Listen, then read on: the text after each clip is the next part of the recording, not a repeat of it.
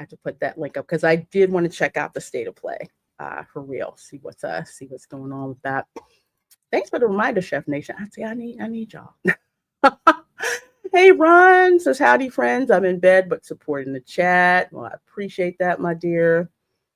Appreciate that. Let's see. Yes, 5 p.m. Eastern. 5 p.m. Eastern is the state of play.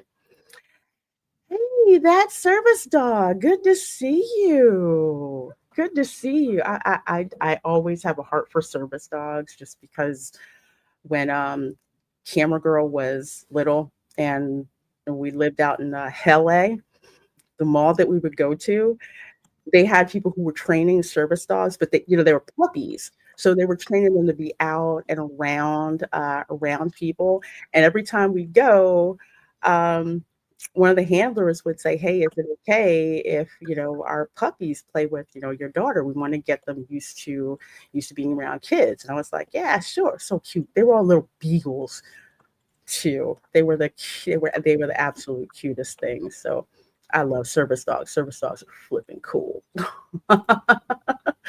Dunham was hilarious. I actually saw him live in Vegas way back when. Yes, he is so funny. Oh my God. Death Angel Shadow, hello. I see you. Looks like I can't tell if you're on. I can't He's tell on mine. if you're on Erica's channel. Okay, Tom's channel. Yeah. Good seeing ya. Yes, the slice must flow. You guys multi-streaming. I didn't see at Keely Chat. Yes, we do multi-stream. I do with pretty much all of my streams. I multi-stream with my folks here on the panel because rising tide lifts all boats. And back in the day when I was just starting out, as a streamer, some people really helped me. So it's a way for me to pay it forward and pay it upward. And I am happy to do it. Go in Shogi says I was suspended for 2 whole weeks, 3 days is amateur hour. Wow. I know, right? I know some people, they got some crazy suspensions. I got suspended from Twitter for, I think, 48 hours or something like that. It wasn't, trust me, it was tame what I said, but Why do I have a hard time believing that? Butt hurt. Well, let's put it this way. They took it the wrong way. I think I said something to the effect of, you want to do what everybody else does? If your friend jumped in front of a train, would you do it too? I got flagged as harmful speech. This was back in the dark times before Elon bought Twitter, and Twitter was basically a cesspool of cancellation, which is why I get so pissed off when I see some of these actors now talking about free speech and, supposed government. Oh, now you're free. When y'all didn't have a problem with it during COVID. You didn't have a problem with that. Anti-vaxxers calling us this, that, and the other thing. Don't get me started. I haven't forgotten. A lot of people haven't forgotten. I had friends lose their Facebook accounts over stupid things. Mm-hmm. One friend actually posted a thing from the CDC website, and Facebook shut down his account. Mm-hmm. Yeah, we remember all that nonsense. Oh, yeah, he had to start a whole new account just to have for friends and family to keep in touch with. Ridiculous. Hey, I got banned off of MySpace, okay? Oh, man. What? Wow. MySpace. Yeah. Oh, man, I remember those days. Whew. That's way back. You could bling out your profile. I got banned because, some of the stuff I blinged out, and I did a mouse rollover that changed effects that they didn't really like. Oh. Okay. Oh, yeah. The last thing I remember about MySpace was, who's Tom and why is everybody friends with him? Oh, yeah. That's one of that's the things I did. I had a no Tom with that picture. I'm not that Tom he might have been hit with a phallic symbol? Oh, okay. Hey, CJ. I lost my freedom of speech on Twitter for close to 2 years for saying Kyle Rittenhouse did nothing wrong. But hey, I feel sorry for all of Kimmel's woes. Not. Yeah, that was crazy. That was crazy. I think I got censored for apparently trying to remember what the heck it is I got censored for. I think I got censored for calling somebody a retard. It fit. It was perfect. I can see you. I believe I said never go full retard, and you just did something like that. And, you know, they didn't like that. They didn't like that. Let's see who else we got in here. Yes, we are so going to talk about it because there was such, oh my gosh, such a psyop that went on, and I'll talk about exactly what that's really about, because it's really not what you think it's going to be about. But either way, we got 111 of you people here. So glad to have you here. Let's start off with the craziness. Of course, I got to hook you guys up with Devin Clark Comedy over on Instagram. I love the blurtiness. You're going to like it too. Check it out. This is the plaintiff, Storm from X-Men. She should be in school teaching them badass mutant kids at Xavier Academy, but instead she's here because when she took her silver LeBaron to an auto repair shop for brake work, the mechanics made her brakes worse and caused other damages. She is suing for $45,000. God damn. This is the defendant, Montgomery here, the owner of Breaknasium Auto Repair Shop, and I would never take my car to a place called Breaknasium. That name is ridiculous. This guy isn't serious about brakes. Anyway, he said he fixed her brakes and definitely didn't cause any other damages. He is countersuing because he says Storm has been making it rain just on his house for the past 3 weeks.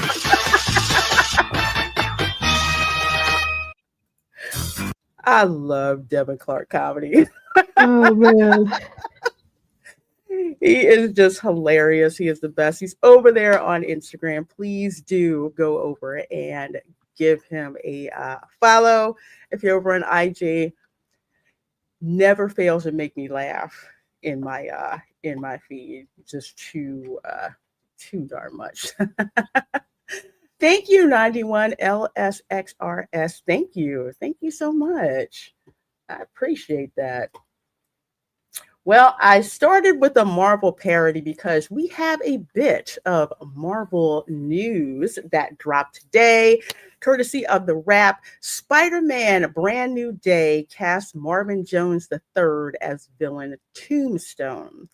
The film will resume production on Monday following star Tom Holland's on-set concussion. I don't know if you guys heard about that, but yeah, no. Tom Holland had a little bit of an accident. Did he break a web and fall? Oh gosh. No.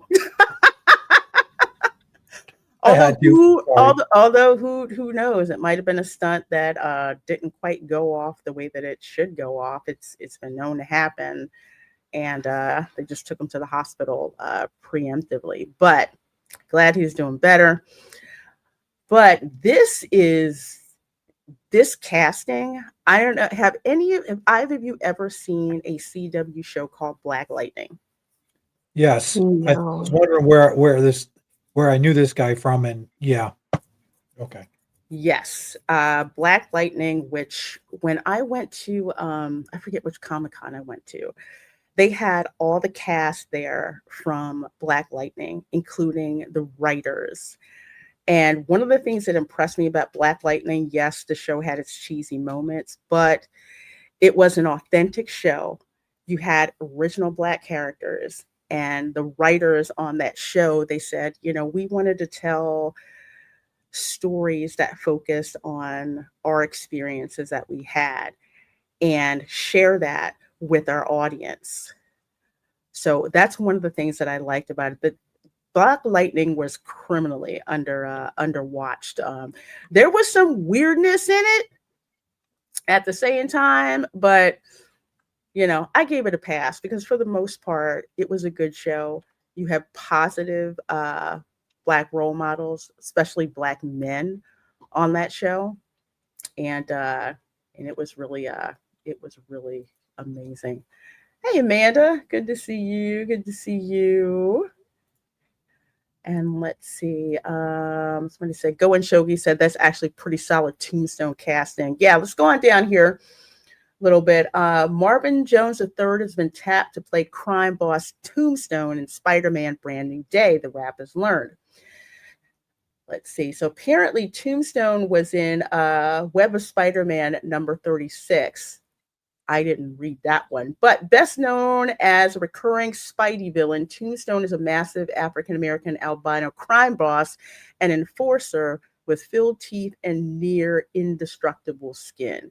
If you have ever seen Marvin Jones III as the villain in Black Lightning,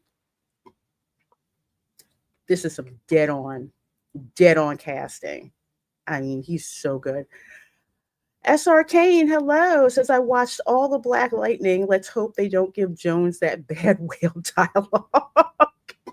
I hope not.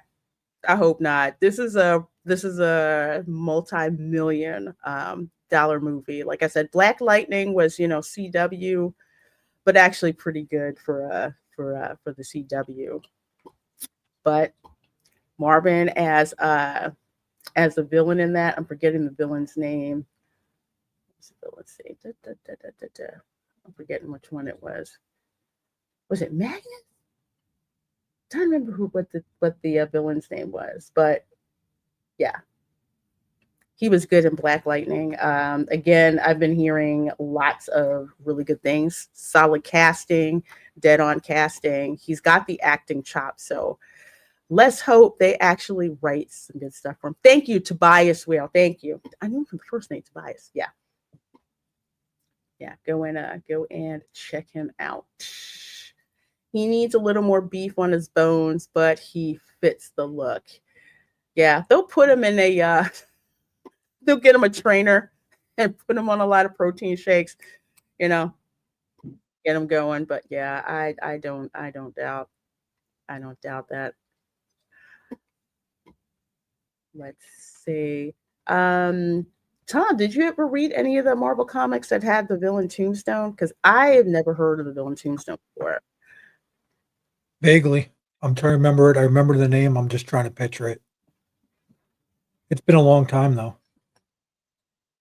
Yeah, I didn't. Well, it's like I read Spider-Man, but I didn't go off on the special editions of Spider-Man. Amanda says, oh, you mean mostly good team for Black Lightning, the kind they like to chase from projects. Yes.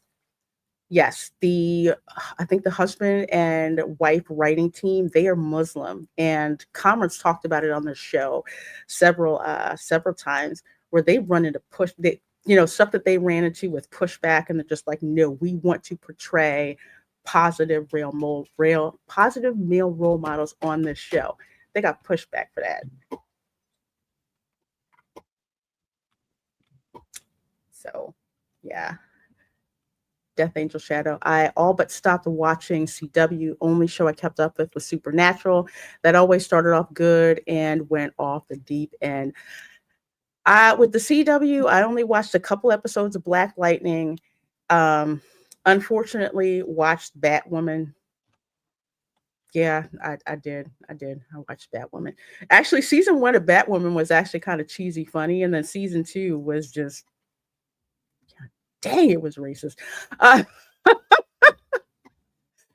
I didn't go back until the new Superman and Lois show, which I thought was going to go off the deep end, the wheels come off the bus, but it was actually really good. I was surprised how good it was. Tombstone mob boss type villain versus Spider-Man. Oh, okay. Like Kingpin, right? Okay. Pale white skin looks like a dead body. Okay. Let's see. Is Spider-Man Bad New Day? Oh, yeah, I heard. Let's see. Buffy, Angel, and Charm. That's a CW. Okay. All right. Back when the CW knew its lane and stuck in it, and it was actually pretty okay. Because I watched Buffy. I didn't really watch Charm that much.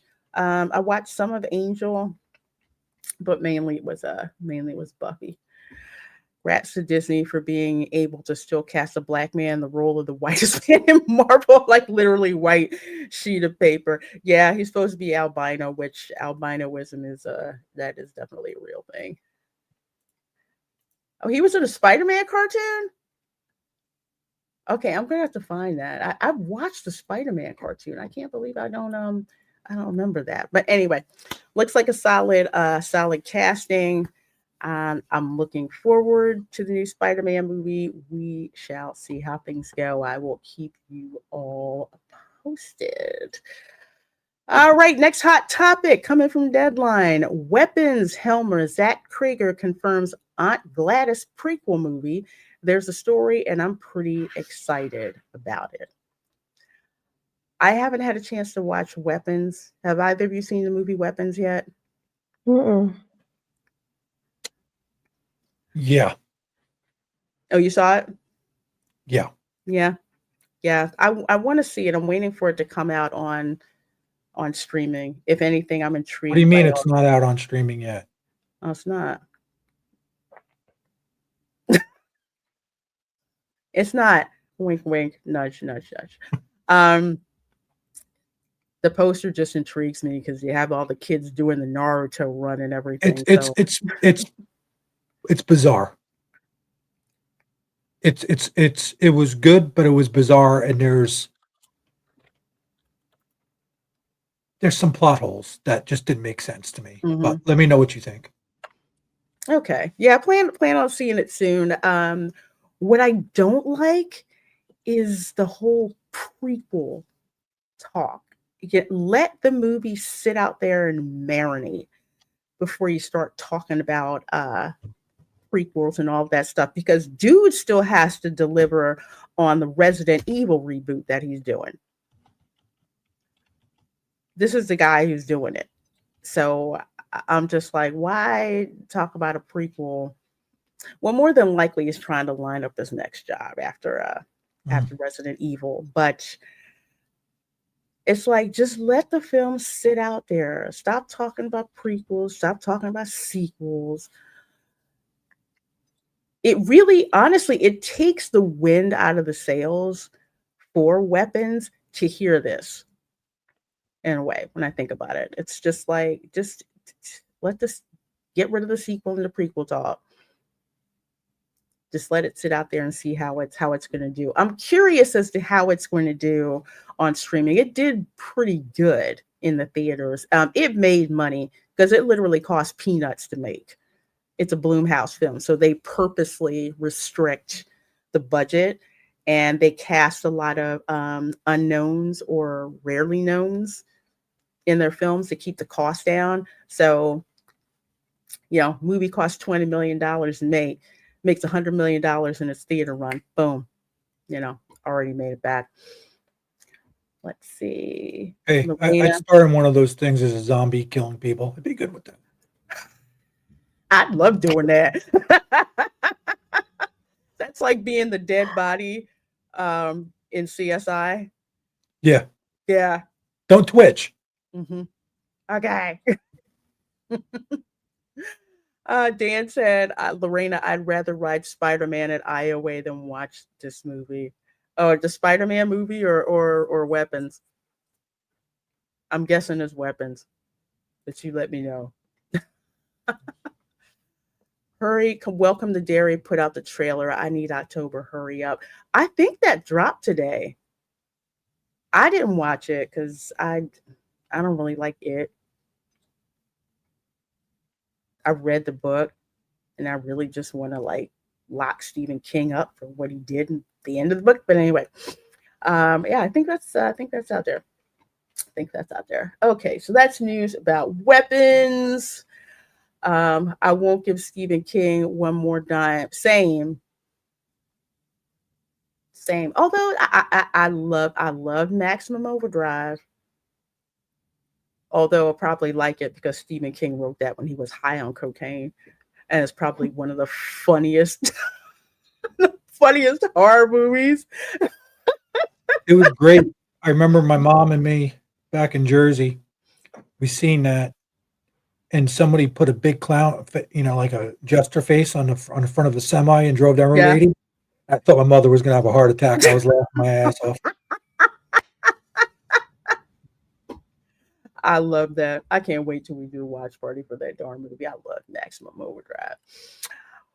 Well, something else to bring up, and we talked about the Demon Slayer movie, Demon Slayer Infinity Castle, because there's 2 Demon Slayer movies that have come out. One is Mugen Train, and then this one, which is Infinity Castle. So here's my tweet. And this scene is where your tough girl started crying in the theater. And yes, I did. And I'm not spoiling anything, but if you know who this guy is, and when they got to this part of the movie, I was like heartbroken. It was so, oh my gosh, it was so sad. But the fact that people will have an emotional connection to these characters which is why the Demon Slayer movie is doing so freaking good, because box office, Demon Slayer tops him, which was not that hard to do. For number 1, passes 550 million globally. This film is officially the highest grossing anime movie. I mean, this is absolutely, well, it had 70 million last week.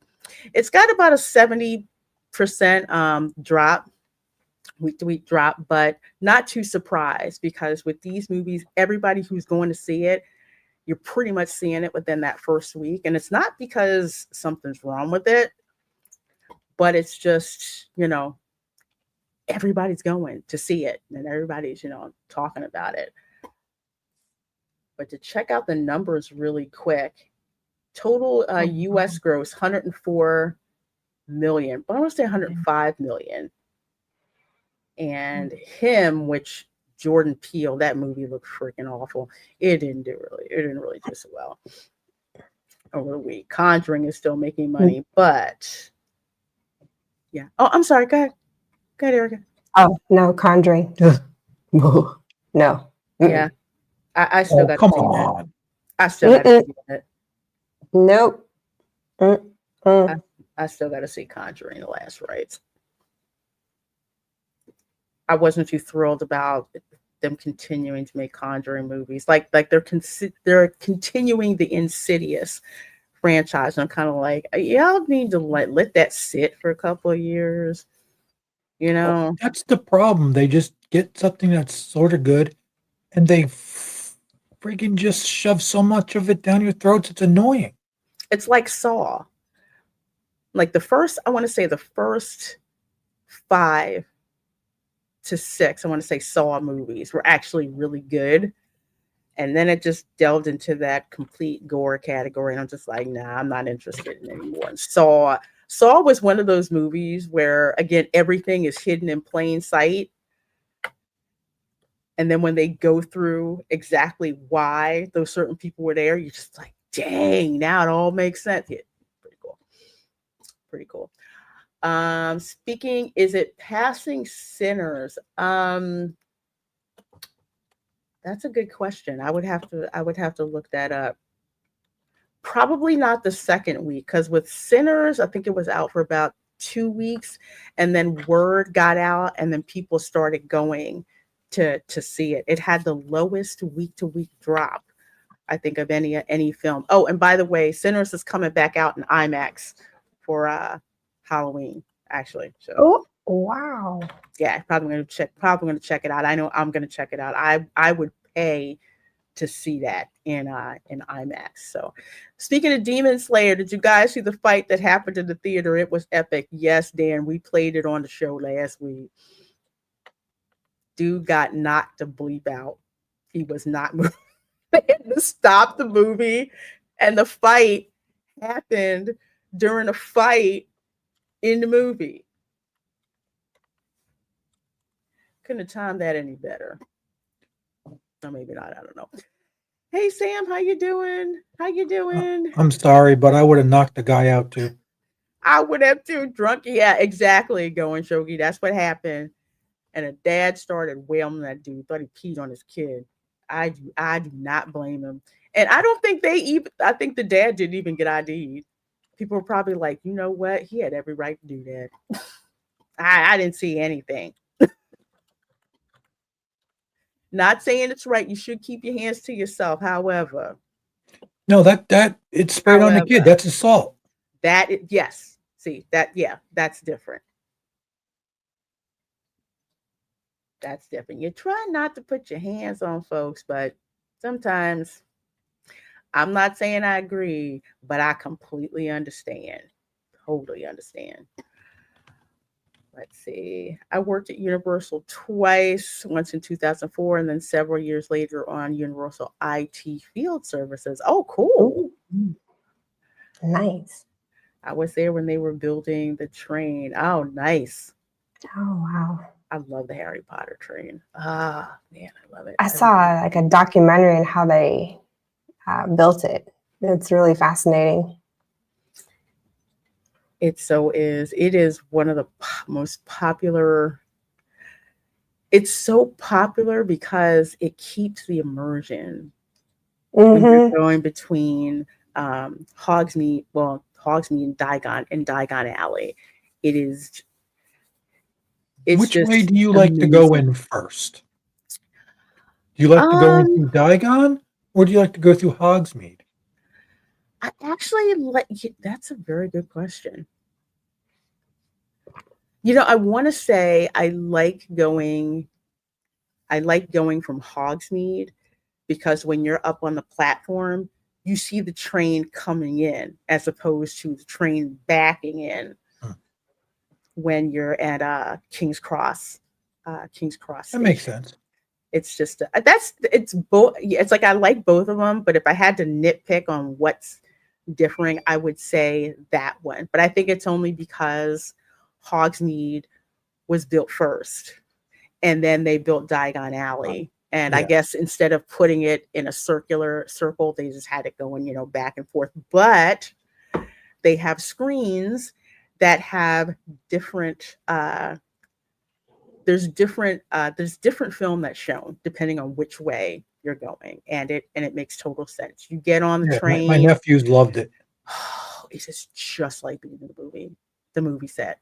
Everything is like it. It is amazing. King's Cross Station looks just like King's Cross Station in London, and I've been in King's Cross Station. So the only thing that's no, that's the underground. Yeah, it looks just like King's Cross Station. It is amazing, absolutely amazing. I opened the first Potter. That was a crazy day, nay week. Whew, I'll bet.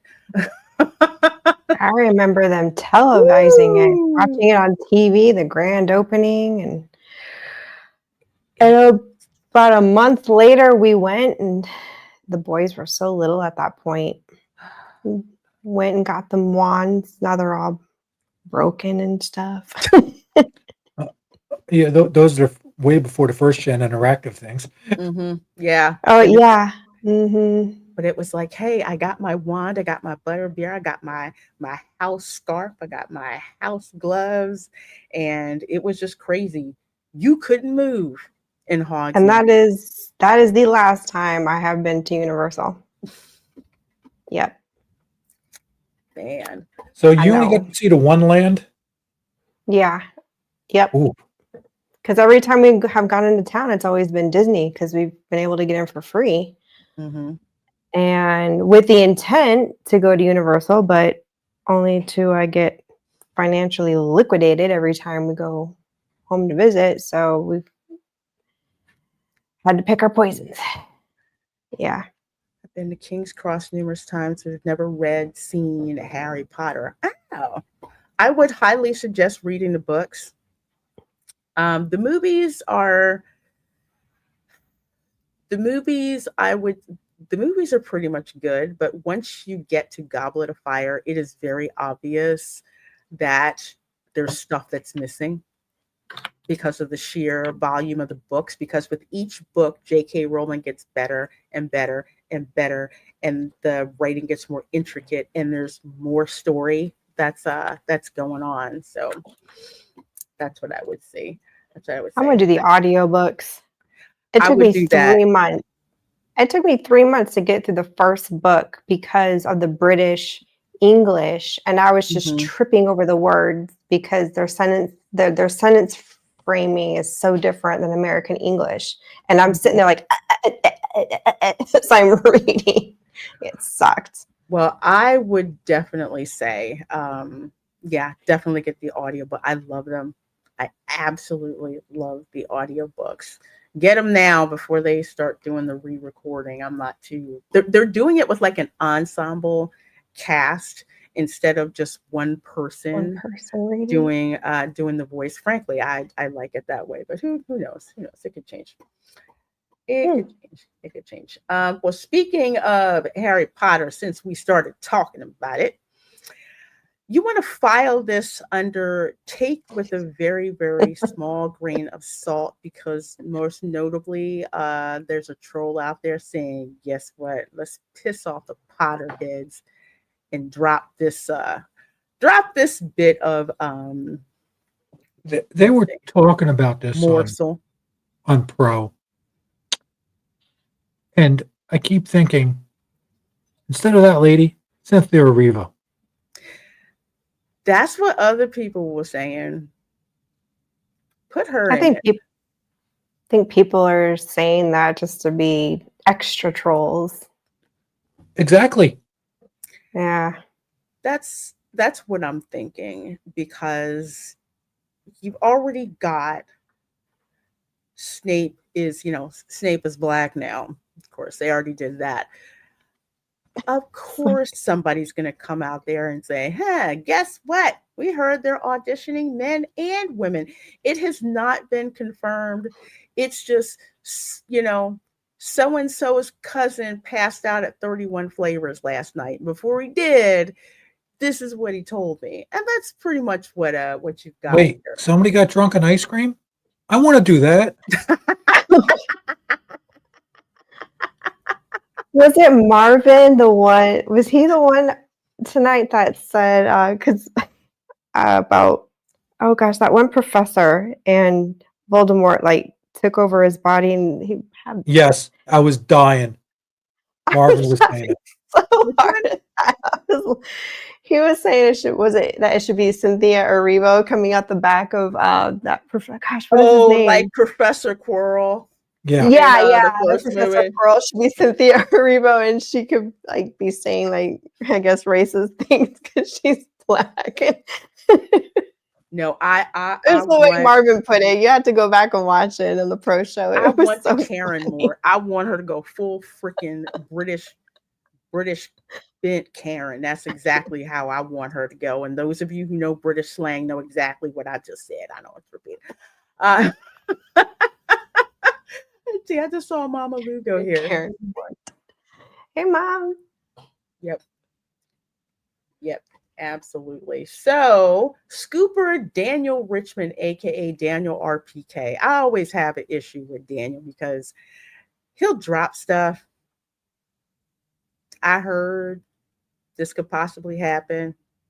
He is definitely not right a lot of the time, but I'll put him up there in the category of crap stars.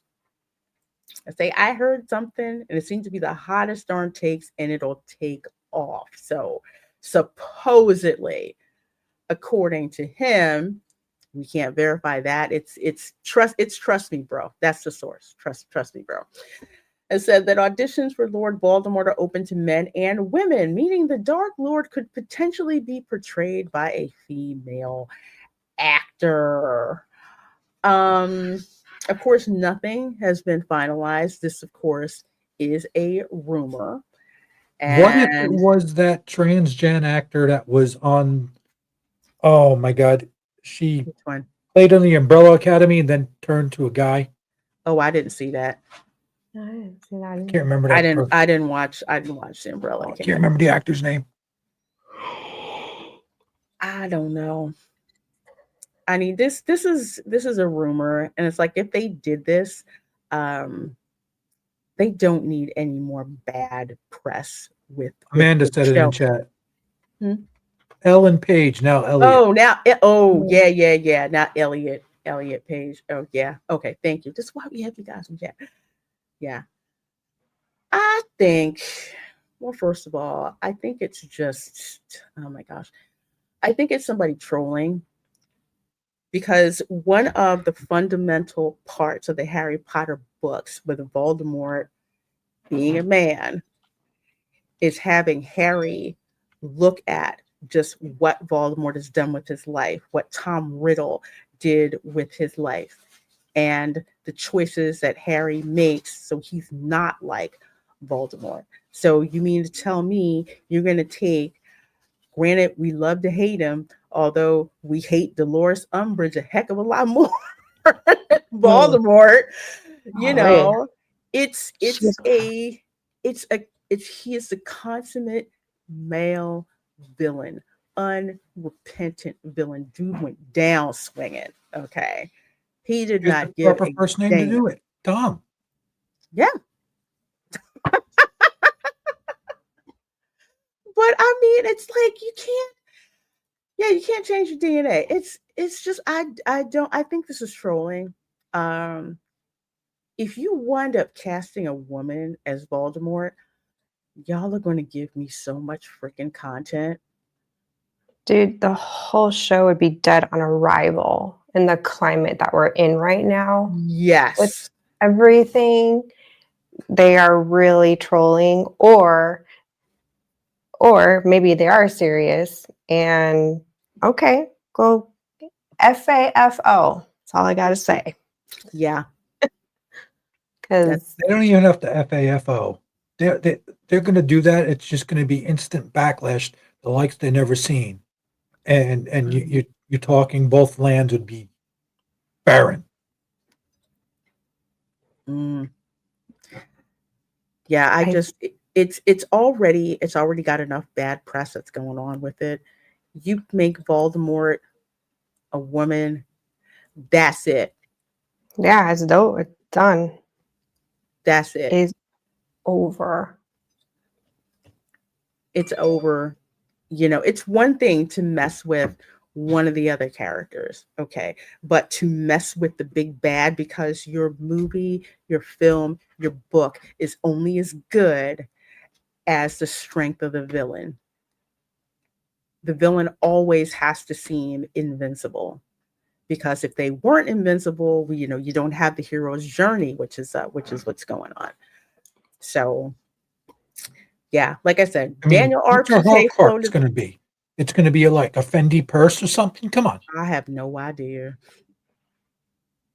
Yeah, Don't break probably my like heel. It's a be a Birkin bag. Should be wearing a pair of boobies. Pair of Doc Martens. I don't know. But yeah, it's then again, remember, this is Daniel RPK who keeps stuff behind us, on Patreon or whatever, saying again, trust me, bro. Supposedly, I heard that they're auditioning women.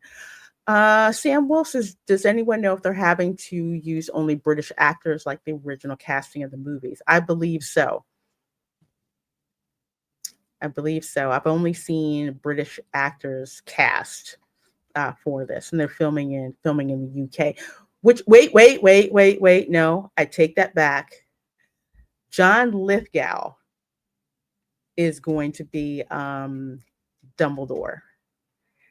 And the only reason I'll let that slide is because if you've seen his performance as Winston Churchill in The Queen. Oh, yes. Yeah. He did a really good job. And the fact that I didn't remember that until just now shows that was a good show. I enjoyed The Queen, or The Crown. Sorry. Oh gosh, yes, The Crown. I think I should have played Dumbledore. You think so? Do the little say what you want about Dumbledore. The man's got style. Mm-hmm. Bonzo says a woman can be an unrepentant villain. No offense, but I think people are taking fairy tales way too seriously. No one says that they can't. and they certainly can. Case in point, Deadpool and Wolverine. Okay, Nova, that chick was straight up crazy and evil. She didn't change at all. And I love that. Putting her hands in people's brains and whatnot, you know. So I don't think it's that people are taking the fairy tales way too seriously. I think people expect a certain level of canon. You know, when you say this is who this person looks like in the books, when you cast certain people for the film that's out there and that's what people are seeing, people are going to take issue with it. It's like the same thing like what happened with Star Wars. You know, they go mucking around, you know, with the lore. Basically, the Force is now a participation trophy. You know, they fly now. You got space witches. Yeah. When you think about it, if they would have said, "Hey, we're not basing this on the books, we're redoing it," that would have gave them more leeway. But they did say they were going to base this more in depth on the books to give more in depth story. So they put their own foot in it. Which is what a lot of people wanted, especially myself personally, because I could see with each movie they were missing more and more and more from the books. So if you said the book got bigger and bigger and bigger. I know, oh my gosh, you were like the crazy. 7th book is like this thick. I'm like, I'm not reading all that. I don't care how good it is. I don't have that kind of time. It was absolutely insane how big the books got. But even with the audiobooks that I listened to, you can tell because JK, from where she started to where she ended, her like writing craft just like grew exponentially. But that's what it is. There's these little things that you don't see because they have 2 hours to do a movie if you do it right. 2 hours. But a mini series for every book, you would pick up all the little nuances that are in the book. Yeah. Figure 1 hour episode, 10 episodes that are each 1 hour. That's 10 hours. You can cover book 1 in great detail. Yeah. Over 10 hours. Because that's the joy of reading the books, just all the detail that they go into. You know, it's just amazing. It's not to compare J.K. Rowling to Tolkien, but I will with the style that Tolkien has with his writing, and he goes into so much detail. And George R.R. Martin does the same thing when he's writing. He's never finishing Winds of Winter. Forget that. Just with the time that Tolkien takes with the dialogue and painting the scenes and what's going on, and you just get so sucked in that I would love to see a miniseries do that.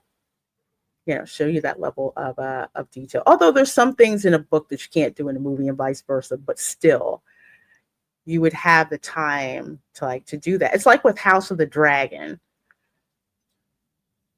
You know, instead of just Fire and Blood as just being a movie, it's a series, so they can take their time going through the book. Although they did some stuff that they didn't do in the book, I heard. Well, the books, I heard from friends that the other characters have more expansive storylines, but if you didn't read the books, you wouldn't know that. So that professor that's a werewolf, Professor Lupin, yeah, and the girl that changes her face, Tonks. Mm-hmm. Yeah, so apparently they're an item, and there's a whole storyline of those two in the books, but you didn't get any of their storyline, like their relationship, their struggles. Yeah, It was very multi-layered storytelling in the books, and you didn't get that in the movies. Yeah, even Percy's fiance, who is from Beaubaton. You know, the girl whose sister almost died. Harry actually went back. Remember, the challenge was that you could only get one, like rescue one of the classmates that was Oh, yeah, yeah, underwater. yeah. And And he rescued the other girl. he went back and got the sister. Yeah. Mhm. So the older sister, she and Percy got married, but there was this whole conflict between her and oh my gosh, I can't believe I'm forgetting the Weasley matriarch's name, but the classic potential mother-in-law clash that was going on. It was very Okay. detailed, and the whole thing was, well, she's French. Ew. Oh, But which is interesting because J.K. Rowling has French ancestry, so it's kind of funny. Hey, Dad, man. Thank you, Molly. Yes, she did not like Percy's fiance. okay. She did not like her, but eventually there came to a point where she accepted that, that this I'm forgetting her name, that she loved her son, and that Mhm. finally like clicked. But that's a big, arc that you did not see that in the movies. In the movies, you just said, "Oh, wedding. Oh, okay. Wait, they're burning the borough down." I mean, you could tell that they totally missed that. Thank you. Hey, Phoenix Knight. Good to see you. Good to see you. Percy sucks. Yes, he does. I was so pissed at Percy for the longest time. Still was. Still was. Let's see. Okay. So yeah, it's a rumor. Take it with a grain of salt. If Voldemort winds up being a woman, Ooh, hell they comes better down crashing down. they better keep her white, and she better be even worse than Dolores Umbridge. That's all I'm saying. That's all I'm saying. I So she's going to mean, be like a white Karen that's pissed off she didn't get a Taco Bell order correctly. yep, Eh, you never know. yep. She could be Umbridge's partner, you know. True. Oh Oh, boy. okay, let's not give them any. Erica, keep that to yourself. Sometimes, I'm just saying they really wanted to ruin it, I just there you go. sometimes I forget just what kinds of people are watching my show. They do watch what we say. They do self watching. Hey, how you doing? Make sure you hit that like button. All right. Well, going on to, oh my gosh, gaming nonsense. So for folks who know, and first of all, I want to thank Tom for like blessing me with Resident Evil welcome. on PS4 and PC. CD-ROM. Yeah. So I have an external CD-ROM drive put to that. I got it for like burning DVDs on. It's a DVD, right? Yeah, it's like a digital copy. So yeah, I haven't decided which one to try yet, but I'm gonna play them. So I'm getting back into gaming after, I didn't really have time to game when raising kids because I'm busy. I just bought the games. I didn't get to play. I got to play a little bit in case they got stuck, but then that was it. And was just it. I didn't really get to, to play any games. One time I was playing Mortal Kombat when Camera Girl was 2, and I think it scarred her for life. So I kind of stopped playing and let her play her games. But getting back into gaming, I got, my shooter games that I like, but I like the cozy games because I can just drop in, do stuff, zone out, and then come back. But apparently, cozy games promote colonialism. Is that an elf? Yes, that's supposed to be a hobbit from That's one cute. of that's really cute. So it's actually That's adorable. Tales of the Shire, or basically it's a hobbit RPG, which looked really cute. So you get a fantasy creature who, looks like she's gardening. All of a sudden, that's equated to colonialism? Like what? Mm-hmm. I know, right? What is gardening is all of a sudden offensive now? Well, I thought they were since all it's about the Sweet environment, Baby, saving the trees. since it's Sweet Baby, this doesn't surprise me. Poor Camel is Umbridge. I would be down with that. No, God no. Unless he's That's going to funny. wear all the pink, and then it'd be worth it to see make fun of those memes. Oh gosh. But you are so right, Sam. Because she, Imelda Staunton, that's her name. She was also Queen Elizabeth in The Crown. I couldn't believe that Okay. was Dolores Umbridge. She completely different. That just shows you just the power of her acting from like a character that you love to hate to a character that you just love. And She's a good actress, really. a- I loved her in The Crown, Mhm. and man, she really ticked me off in, in Harry Potter. I was Ooh, like, yes. I wanted her. man. I wanted her to Whew. cry.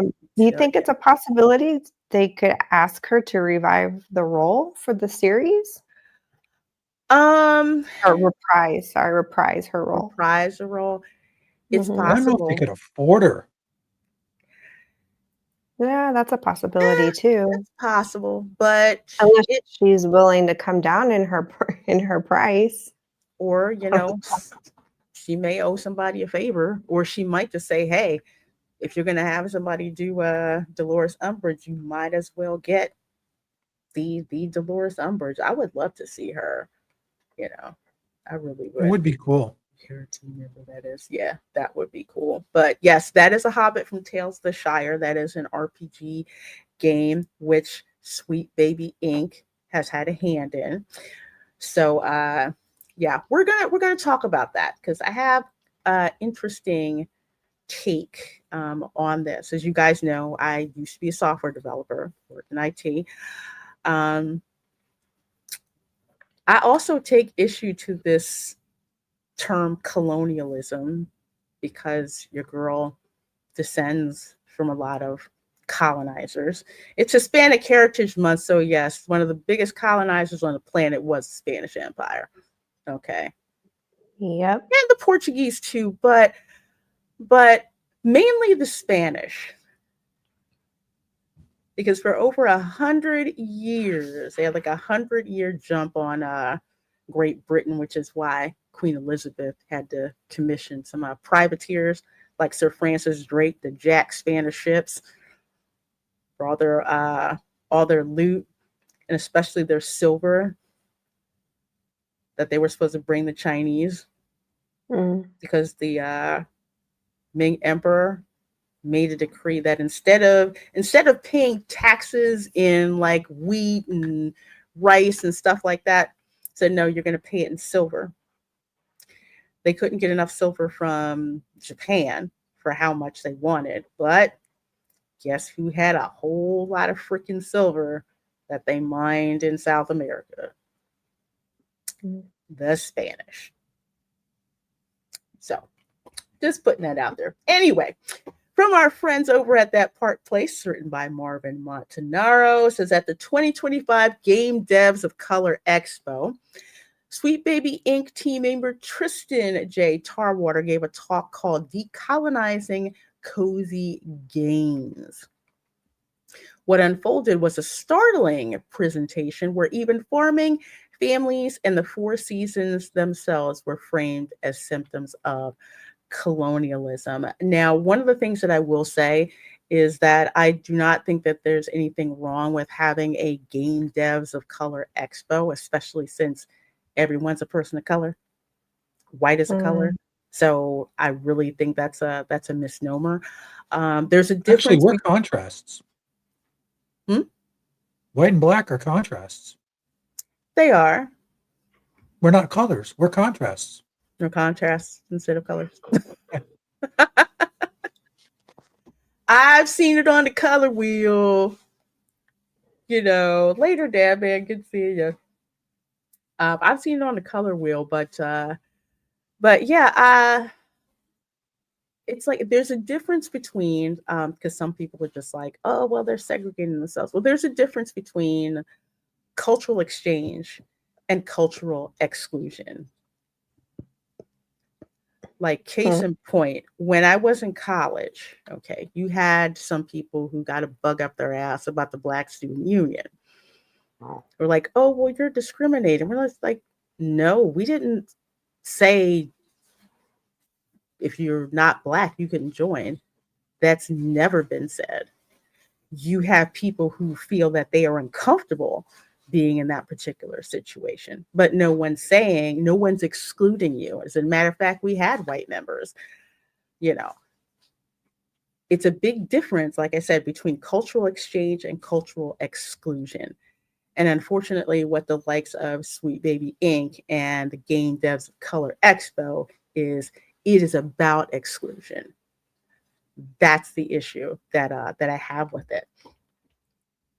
But as for colonialism, that always seems to be a catch-all of you have a problem with, and I'm going to say white people in quotes, because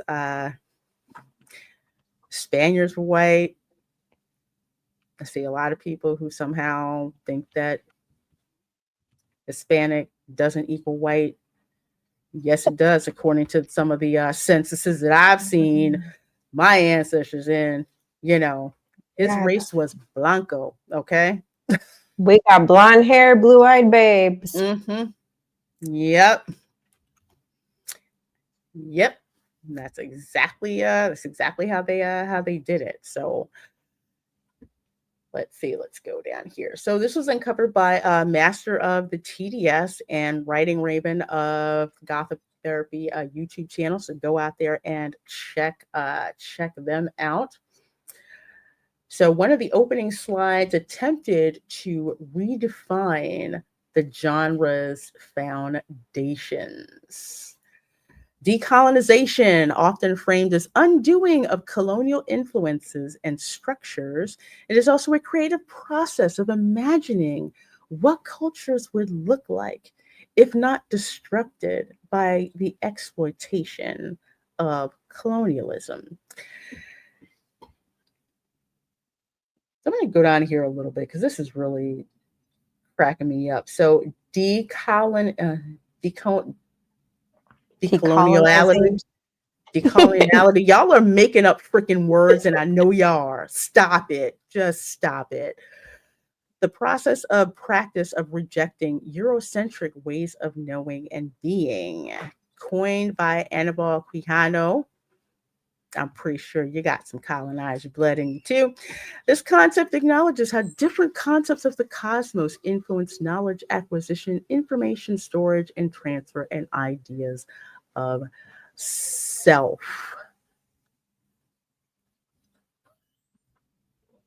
What? I'm trying to figure. Can you put that in English? Yeah, translate. White people it's so bad. Stupid. This is pretty much what it is. White people bad. And you know what? If y'all hadn't to come over here, we could have lived in peace. Never mind that some of us were fighting with, our own rivals over here in the New World. No. We don't want you to look at that. It's, it's kind of like. Do these idiots realize how long ago this crap happened? No, they don't, because they don't know their history. They don't know their history. So they are, it's kind of, I want to say it's almost akin to hearing some Black people say, well, white man's holding me back. We would have been much better off had we not been slaves. And like, maybe not. Who knows? But what does that have to do with the price of tea in China? Nothing. So now these people want to have something to complain about and to shame you about. And this is what they do. It's something to, to complain about. I have no complaint about colonialism. You want to know why? Because if it wasn't for colonialism, I wouldn't be here. I don't think half of them would be there either. No, they wouldn't be there either. And if it wasn't for colonialism, you still have Aztec human sacrifices still going on. Yes, I actually do have Aztec ancestry. Yeah, I know that. I'm like, what is the problem? What's the problem with this? But you have Sweet Baby Inc., who is, how would I put this? They're like the mob in a way. That's a nice game you got there. I have a simpler way to put them. Sweet Baby Inc. Full of shit. Well, that too. That works. You can ignore my diplomatic answer for it. Sorry, but they have done nothing but try to destroy everything they touch. They do. And it's not truly about making the product better. There's a difference. With Sweet Baby Inc., it's like, I'm paraphrasing, nice game you got there. Do you realize that it's all white people that are in it? I mean, you don't want to be called racist, do you? I mean, you don't want that to get out. Can I play them? Gaslighting crap. Can I play the game developer to your Sweet Baby? Mm-hmm. If they had a spine, they'd say, bring it. And the thing is, they don't.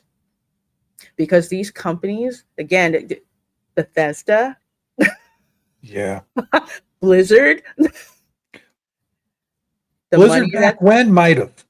Yeah, but not the Blizzard that now has some poor gamer asking this question. Is this an out of season April Fool's joke? Yeah. That's not that's not it. You have these companies where they want to be on the right side of history. We'll say the ones higher up. So they're like, we have to make these games. We have to put in people of color, just put it in there. Or my favorite, not very attractive women, especially Black women. They just, I don't get it. But either way, here's what Sweet Baby Inc. people are teaching about cozy games. And this is from Master of TDS. And we'll actually go over here to his tweet. So we did this one with decolonization. It's just like imagine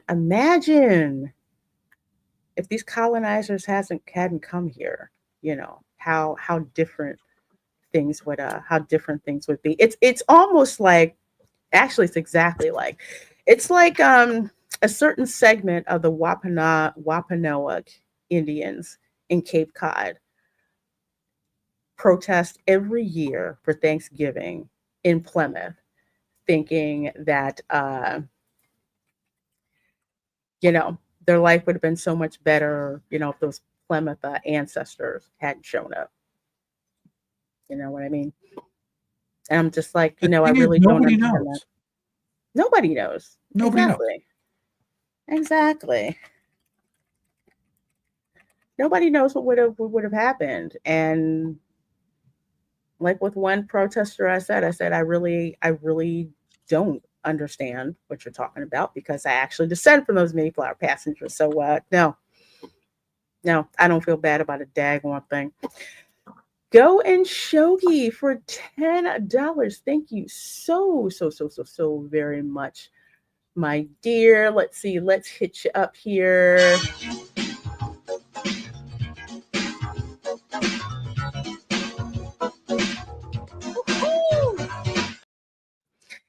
Say we decolonize, then what? Who actually gets claim? They don't understand that's war territory. These narcissists are literally doing a Spider-Man pointing meme. Yeah, I'm actually going to talk about that in a minute. But I know, Erica, we're about to lose you, right, my dear? Yeah, I am really struggling. Only got about 5 hours of sleep. Raph texted me in the morning, interrupted my sleep, and I've been up since like 8 a.m. and I didn't get to bed till about 3. Well, so my dear, I couldn't get back to sleep because of the news that he gave this morning. It was exciting news, but we're not ready to reveal it to the public yet. But I couldn't get back to sleep, and now I'm crashing. I But gotcha. it's only 9 o'clock, so you've been up an hour. I know. What? Smack, smack, smack, smack. Yeah. Smack, smack. Well, folks, I've got a link to Erica's channel in the description box of this live stream. So, Erica, anything you want to let us know about your channel, what you got coming up before you go?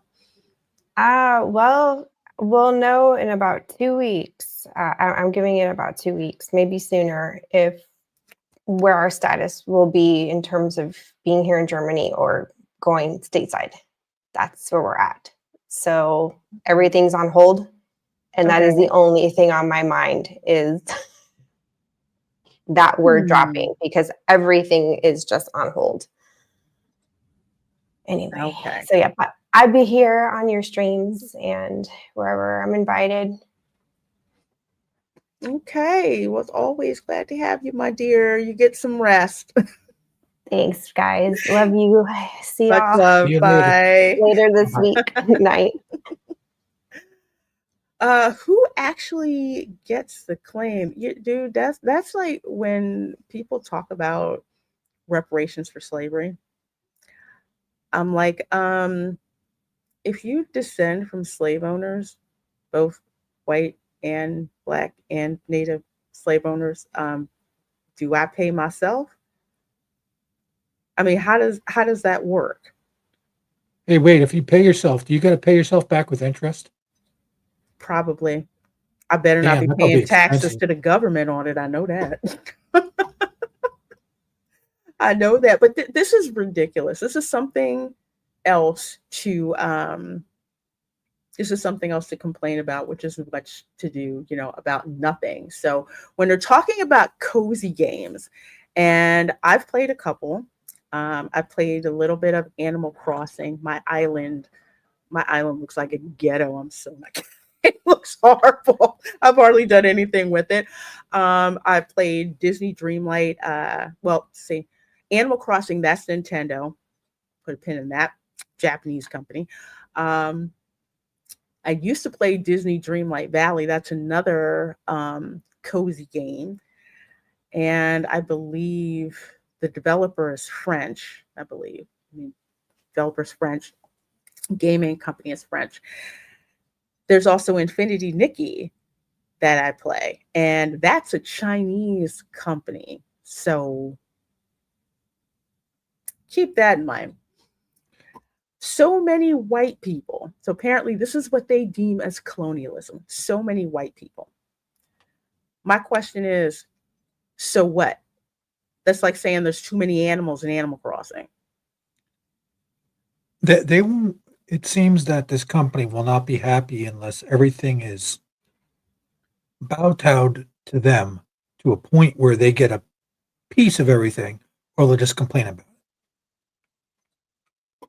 And they don't want it fun. They want it to be bland, boring, and offensive. Mm-hmm. And this is how you can tell these are not gamers. They're not gamers. They're activists. They're not gamers. They're activists. We just want to play the darn game. We don't need your darn agenda in it. I don't care that there's so many white people. When I'm playing Infinity Nikki, I don't care that there's a whole bunch of white people in this village with Chinese names, and they're obviously not Chinese. I don't freaking care. I just want my stuff. That's all I care about. The outside individual who saves the day. Again, so the heck what? Did you ever play Skyrim? I did not. It's on the You got to list. play that. It's on the list. Because I could see them saying that about Skyrim and different things like that where it would make no sense whatsoever. It doesn't make zero sense. It's like, who cares if it's the outside individual who saves the day? It happens in a whole bunch of games, lots of games. So Halo. wait, can I reverse Well, this and say when I played all the NBA games, they didn't have enough white representation in there? Yep. But that doesn't give them any capital, any street cred. They don't want to talk about that. they'll just say that, that's owed to them. It's ridiculous. But the same thing, the rebuttals that Tom and I are coming up with just shows you how ridiculous this is. And I'm going through it because being people nice. cannot use the excuse of, oh, well, you're white, so of course you would think that. No, I'm not white. I have white ancestry. We'll say European ancestry, but obviously I'm not white. Okay. What? Wait. What? Really? Yeah, really. I know. It's scary, right? I couldn't tell. So you can't say that, oh, well, no, they might call me a blackface, a white supremacist. It's been a while since I've been called racist on Twitter. I'm probably going to get called a racist pretty soon. It's been too long. I usually tell people when they call me racist, my standard line is no, I hate everybody equally. Mm-hmm. You're all equally worthless tonight. But I mean, let's see. The land is there for the taking. Yeah, and settled land, conquered land. You think indigenous people didn't take land, go to war over land? That's all they used to war over in the beginning. That was it. There was nothing. People don't get it. No, they really don't get it.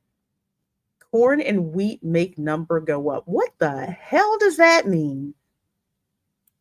What was that?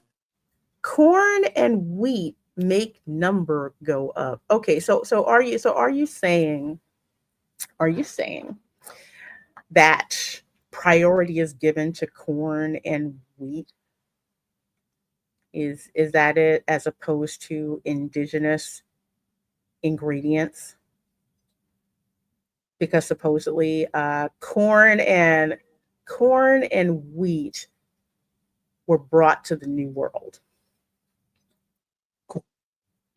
Corn was crops by the indigenous. Huh? Wait a minute. I know wheat definitely was. Corn's been here. Corn's been. You know what? Yes. So sorry.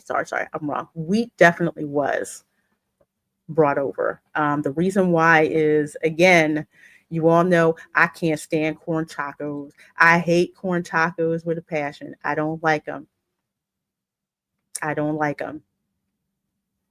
Because I had bougie Spanish ancestors. So if you were poor, you used corn to make tortillas and tacos. If you had money, you had them with wheat. And so, yes, thank you guys for reminding me. So I must be weird because I like a mix of corn wheat tacos. Yeah, thank you guys for reminding me. I had a brain fart there. I don't like corn. I don't like corn. I really don't. Let's see. Nuclear family / 2-gen family. What is it with these weirdos that they hate the nuclear family? If they didn't have a nuclear family, none of them would be there. This is what I don't get. Even in, we'll call them indigenous, even in indigenous populations, nuclear family. So I don't get this for you to call this colonialism, because that doesn't work. Ew, no. No. Take his wrench away, ban him. No. Tortilla chips, yes. I love corn tortilla chips. Corn tortilla tacos, that ranks up there with black eyed peas on my short list of foods I do not ever want to eat. Yuck. I can't.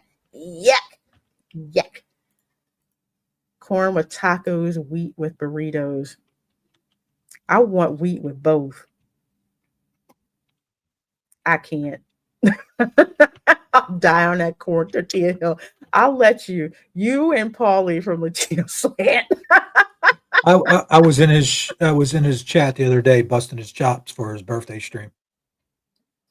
Polish birthday stream. Death Angel Shadow. You can have them. I would rather eat grits with no butter and black beans.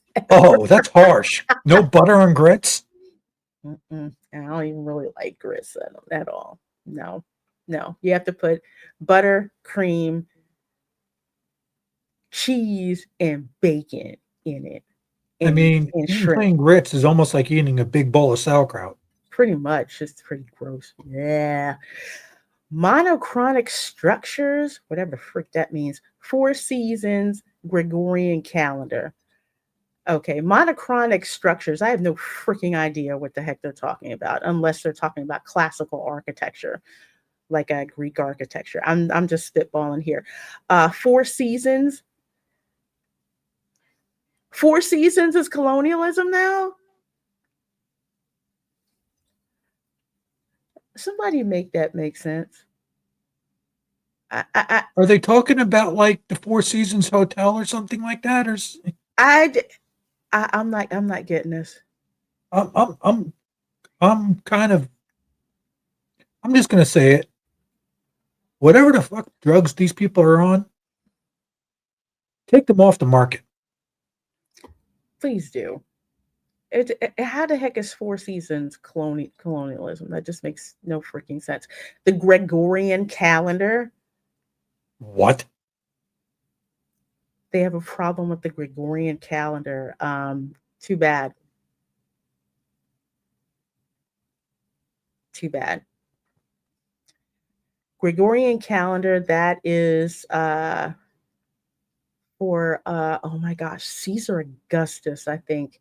And the Julian calendar was for Julius Caesar. So that's the first one. They added July, and then for Caesar Augustus, they added August. So we go by the Gregorian calendar. I think the Eastern Orthodox Church goes by the Julian calendar. So what do they want to go by then?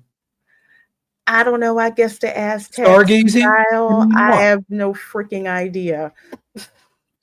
I have no idea. Like, we're not supposed, I'm used to the Gregorian calendar. Just because you don't want colonialism in games, I have to deal with whatever screwed up calendar you want. No, I don't think so. Doesn't work. Doesn't work. Conveniently ancient civilizations, whatever the heck that means. I don't freaking know. I guess they mean the natives showing up. Okay. So if I play Civilization, all right, and one of my scouts comes across a village, is that what y'all mean about conveniently ancient civilizations? I don't know. Spirituality is silly. That's a lie from the pit of hell. That's all I'm going to say. And straight up racism. Okay, you're throwing this stuff out there with absolutely no proof. So playing as a fictional character, you're a hobbit, you're farming, and you come across another fictional character, let's say he's a troll, and you fight each other because the troll wants to eat you and all you want to do is farm. How is that racist? It's not. When everything is racist, nothing is. And here's another thing that pisses me off. People throw around racism so much that it masks the ugly history and meaning of that word. Racism is a very serious charge. Yes. And you need evidence for that. I mean, you can call somebody a bigot. You don't really need that much, evidence for that. I know I'm bigoted against the University of Miami. I don't care. I don't freaking like them. I don't. A whole bunch of repeat offenders. Anyway, allegedly. Anyway, so I can call somebody a bigot. That's easy. You don't need a whole lot of evidence for that. But to call somebody racist and for you to just throw that out there. They drop that word so much that they're basically trying to desensitize people to what it is. And when they do that, that means they're actually guilty of it. But they don't want to say that because remember, people of color can't be racist. Yes, y'all can. Which one of the famous lines that I've said on, not on my channel, but just on other channels. No one group of people has a monopoly on racism. None of them do.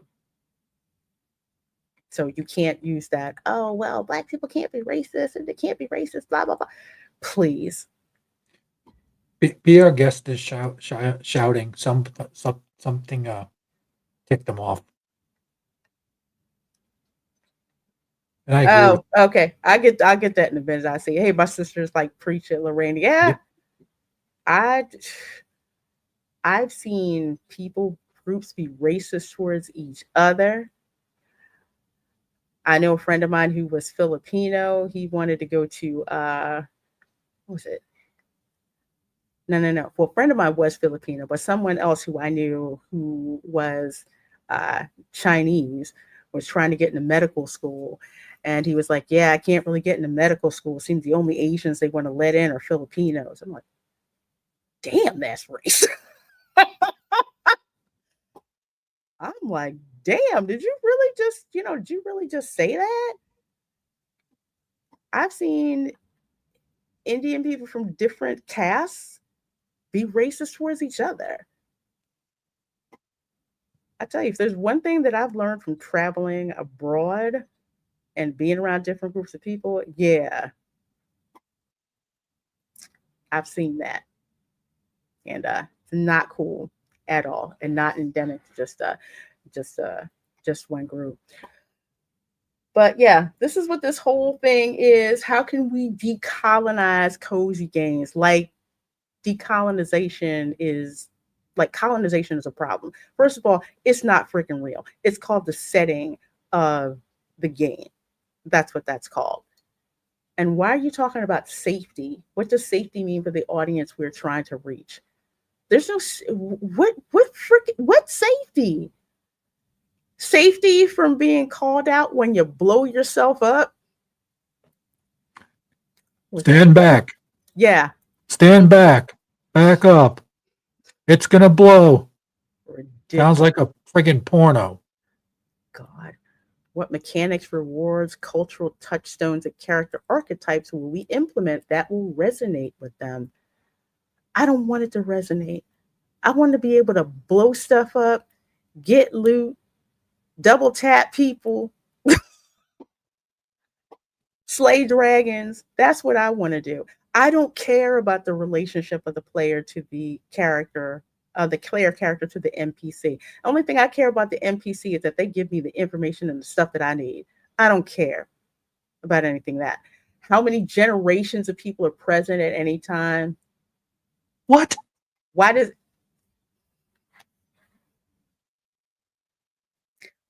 that matter? Gaming is the great equalizer.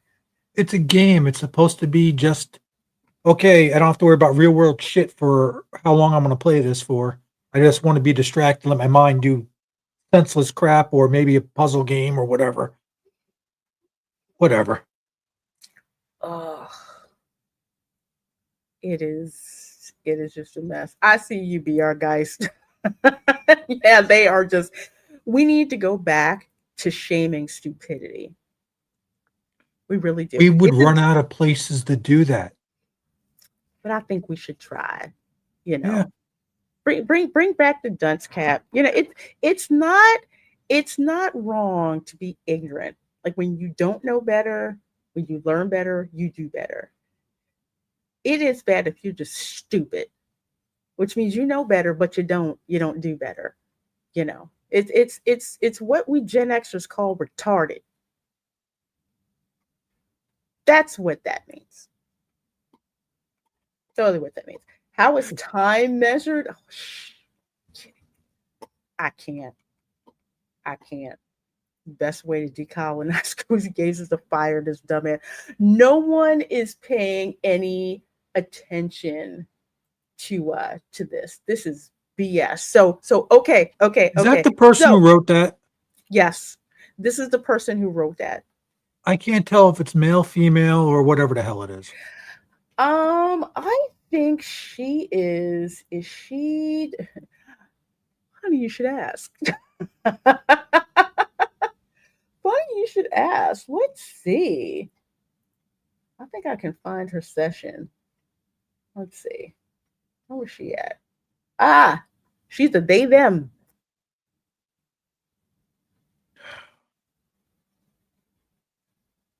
They them. Yep. They Where are they them. based out of? California or Washington? I don't know where she's based out of, and I don't know where this expo And they're industry leaders? held. I don't think so.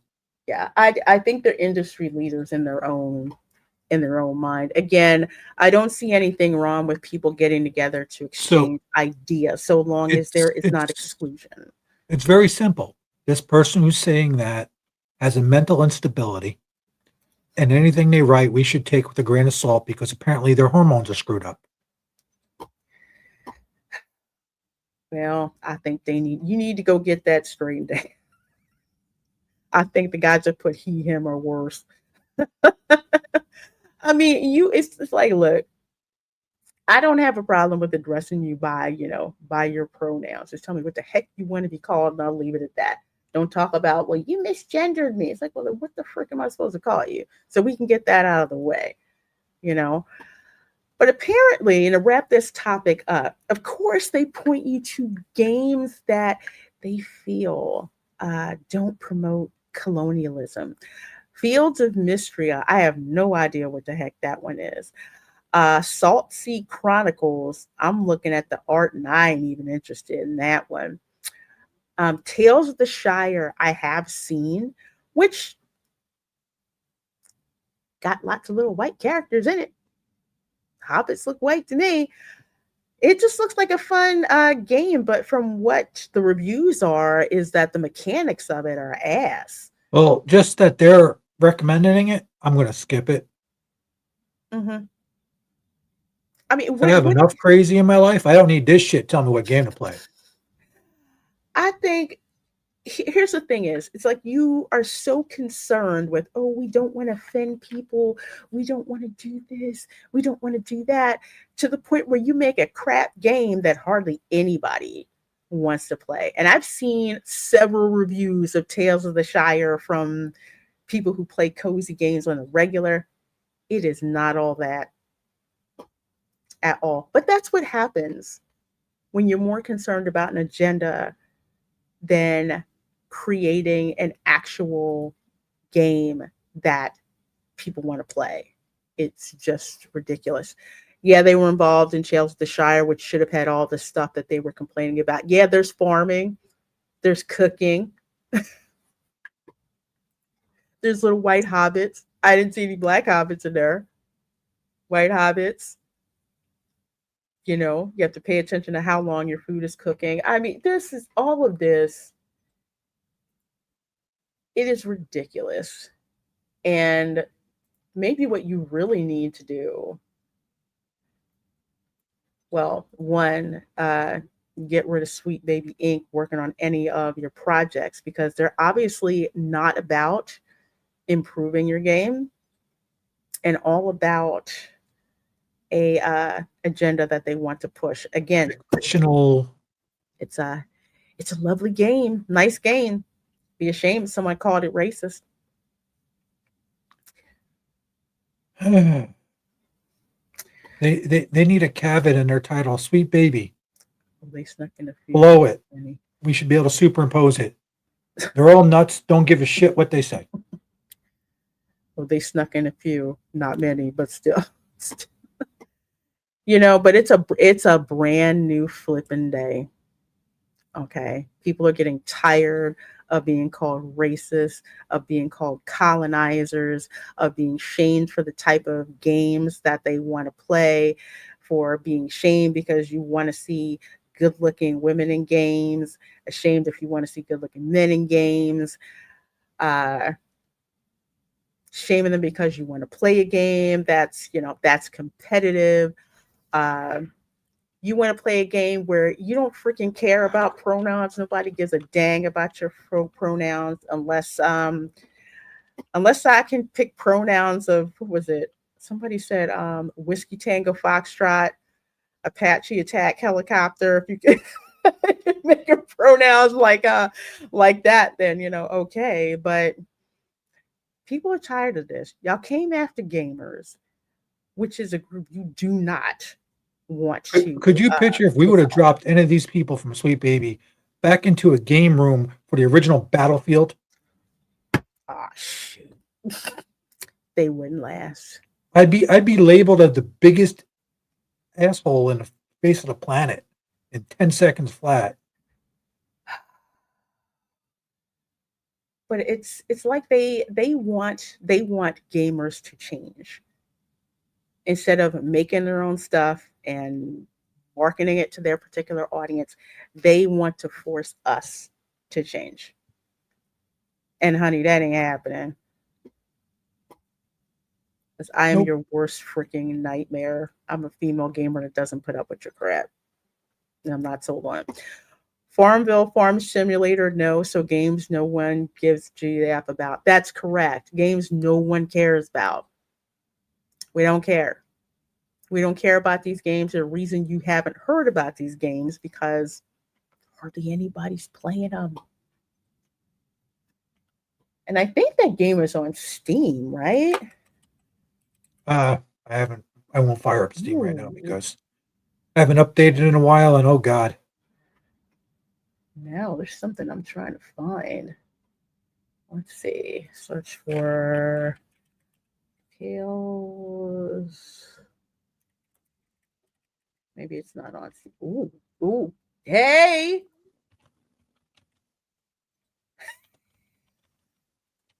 Okay, maybe this is just me, but should it be that low? 370 in game? 300. How much is the game? Is it free? That's a good question. I have I no think it just says idea. install, so I don't know. I don't think it is. What does it? just says install. Watch this game on Steam. I'll find out in a minute. Well, I don't have a license, but let's see. No, it is not free. It is $27.99. It just went to my Steam account. It's $27.99 to buy. $27.99. $27.99. Oh, Nope. It's on sale. Pass.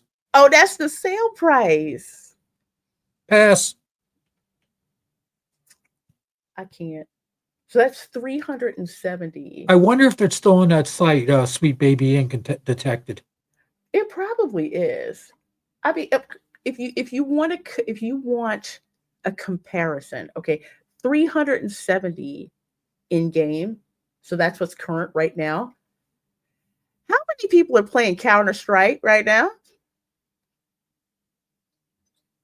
572,000. Look at that. And that game's been around a long time. This is A 2. long ass time. A long time. So How many people are playing Call of Duty? I'm curious. Ooh, Helldiver 65. Helldiver 2. Call of Duty 44. 44,000. 44,000. Let's say 45,000. And that one's getting dropped like a hot rock too with some of the stuff they're doing. Yeah, I saw at a Gamescom in Germany when they brought this out and were talking about what they were doing with the latest version of Call of Duty. I said, I'm out. I'm out. I'm waiting on Battlefield 6. So Yeah, that one I'll be playing Battlefield 6. Delta Force, Dead by Daylight, Stardew Valley. Now that's a cozy game. Rainbow Most Six popular Siege cozy X game. still has 49,000 people. Okay. Baldur's Gate 3, although that game is crazy. Apex Legend, Hollow Knight. You see that game War Thunder? What? I Yeah. actually play that. And that has 34,000 people and it's free. Grand Theft Auto 5 Legacy. almost 30,000 people playing that. Cyberpunk 2027, No Man's Sky, Valheim, even The Sims got Civilization, even though that's 7. I have 6. Destiny, Pal World, which I heard is a lot of fun, even though Nintendo's suing them. Look at this. Final Fantasy. Look, all of these games. Schedule 1. I heard that's ridiculously addictive. But you see all of these games, how many people are playing, and then you have this piece of crap game over here, that involve consultants that want to shame people about colonialism. I don't think so. Again, y'all need to stay focused on making your games instead of trying to tell us gamers what to do, because that ain't happening. Just saying. What you want to bet? Dreamlight Valley has more. Probably. More stuff in it. Yeah. Oh my gosh, the devs. Well, let's see. They had the Pride events in Dreamlight Valley. What else did they have that was in there?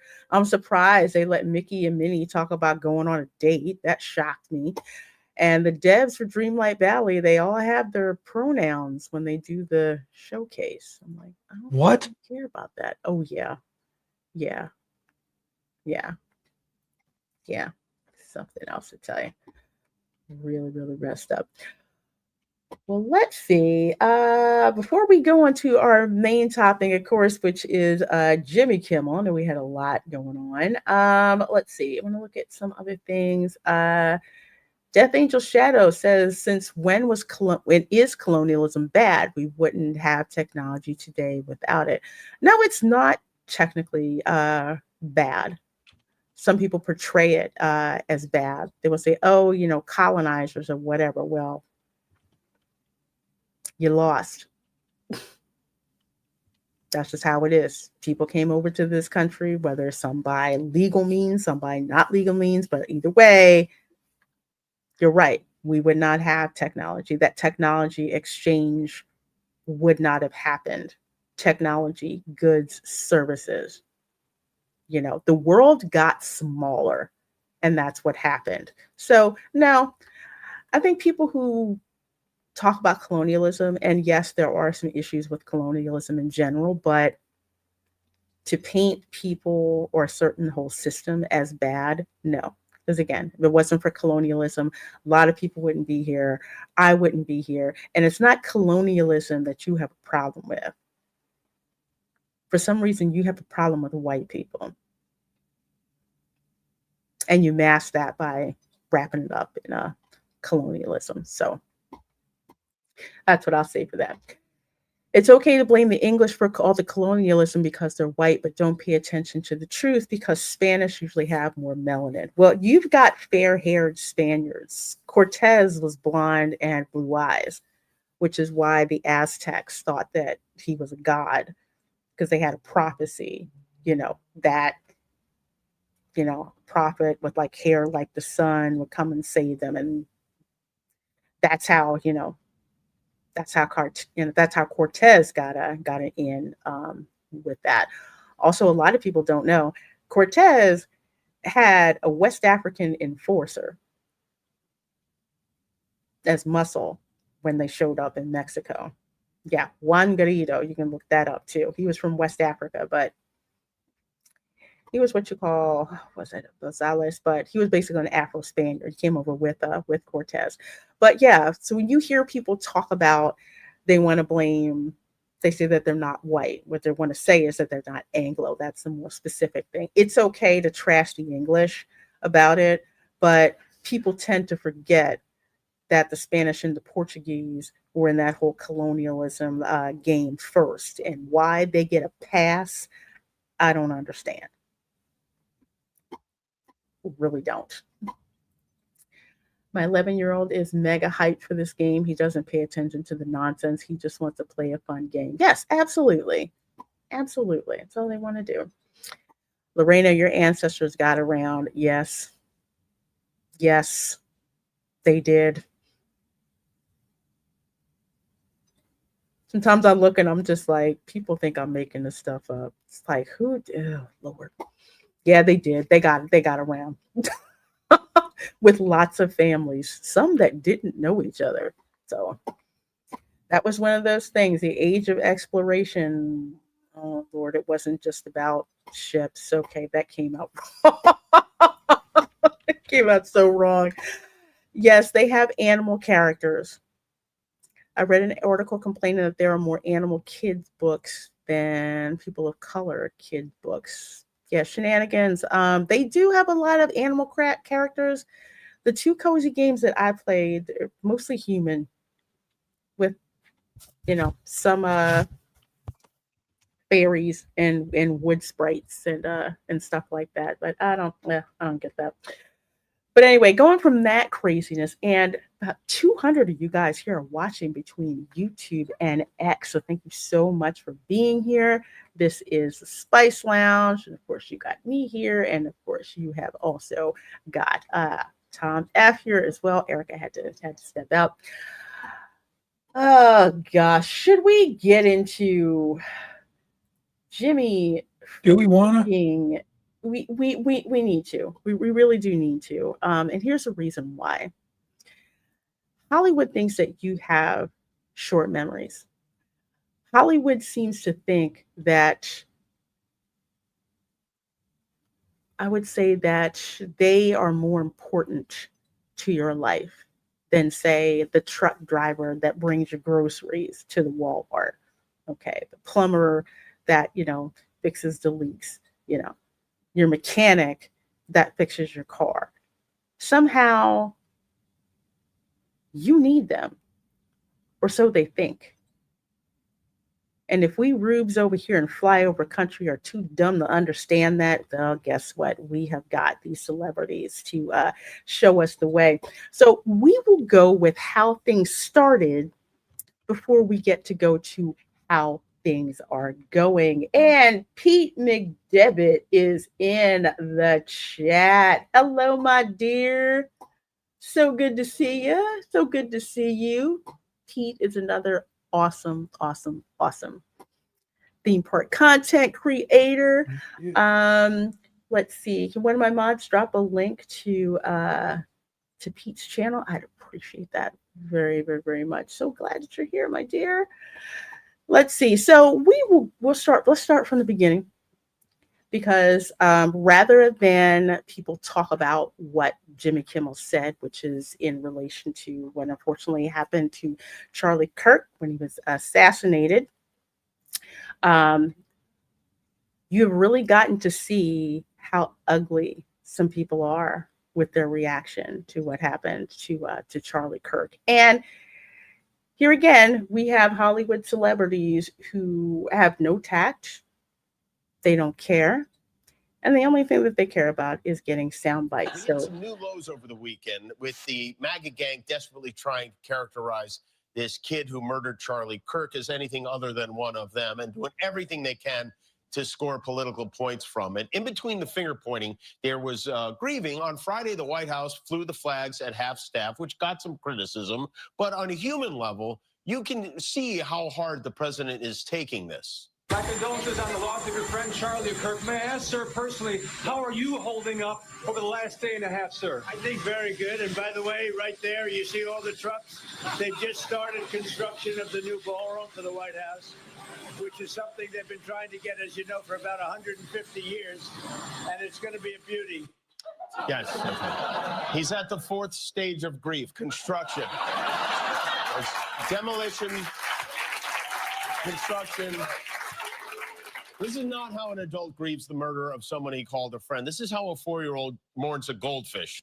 We hit some. Okay, so This guy's a heinous prick. this is what Jimmy Kimmel. This is what Jimmy Kimmel said. Now, the latter part where he's talking about Trump, and it's very, very obvious what they were doing, and the press, and they can ask him the dumbest freaking questions ever. It's like, what do you expect for the president to just come apart? He answered your question and then moved on to something else. But because he didn't answer the way that you did, you decided to turn into a joke, which I get it. Because frankly, if it wasn't for Trump being in office, none of you comedians would really have any material to work with at all. Because y'all couldn't clown Biden and you definitely couldn't clown Obama. But the thing that I have the problem with, we're going to start it from beginning here, is what he said about MAGA and the now what we know suspect. We got Cap. We hit some new lows over the weekend with the MAGA gang desperately trying to characterize this kid who murdered Charlie Kirk as anything other than one of them and doing everything they can to score political points from it. Which is BS.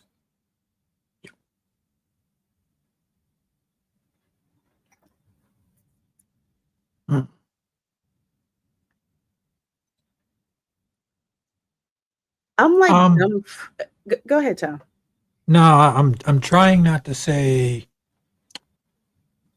what hasn't been said or numerous times, that this guy's delusional. He's a crap stirrer. He's flat out lying about this, and he's just he's a narcissist.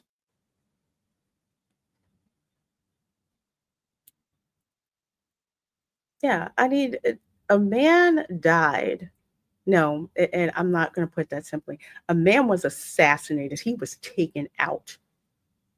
That's as plain as I can put it. Taken out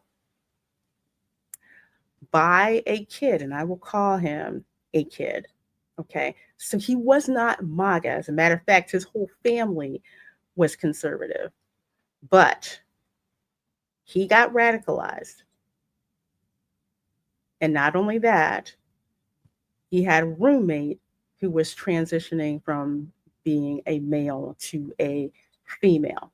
They said that was, he was into that. Yeah, it's like, okay, you want to be into that. You're an adult. You can be into that. You're adult. That's different. That's fine. But you want to use something that you believe Charlie Kirk said that offended you to the point where you thought you had to take him out. And if that isn't just straight up evil, I don't know what is. This wasn't some person who, they died from natural causes. They were taken out. Then you want to say that, that it has to do with quote unquote MAGA. Apparently, everyone who opposes you guys are MAGA for some reason. I don't get it. I'm not MAGA. I'm conservative. I make up my own mind. And then they try to make it as if the suspect was MAGA, and he wasn't. And do you notice how the narrative changed when they found out exactly who this kid was and what he had written on the bullets? Yep. And it turns out it's one of your people. It's one of your people. I'm going to say quote unquote one of your people. The thing that I'm wondering is, just because I want to know what this lower than life, not very good wannabe comedian said on his show tonight, that's not being aired across half the United States. Mm-hmm.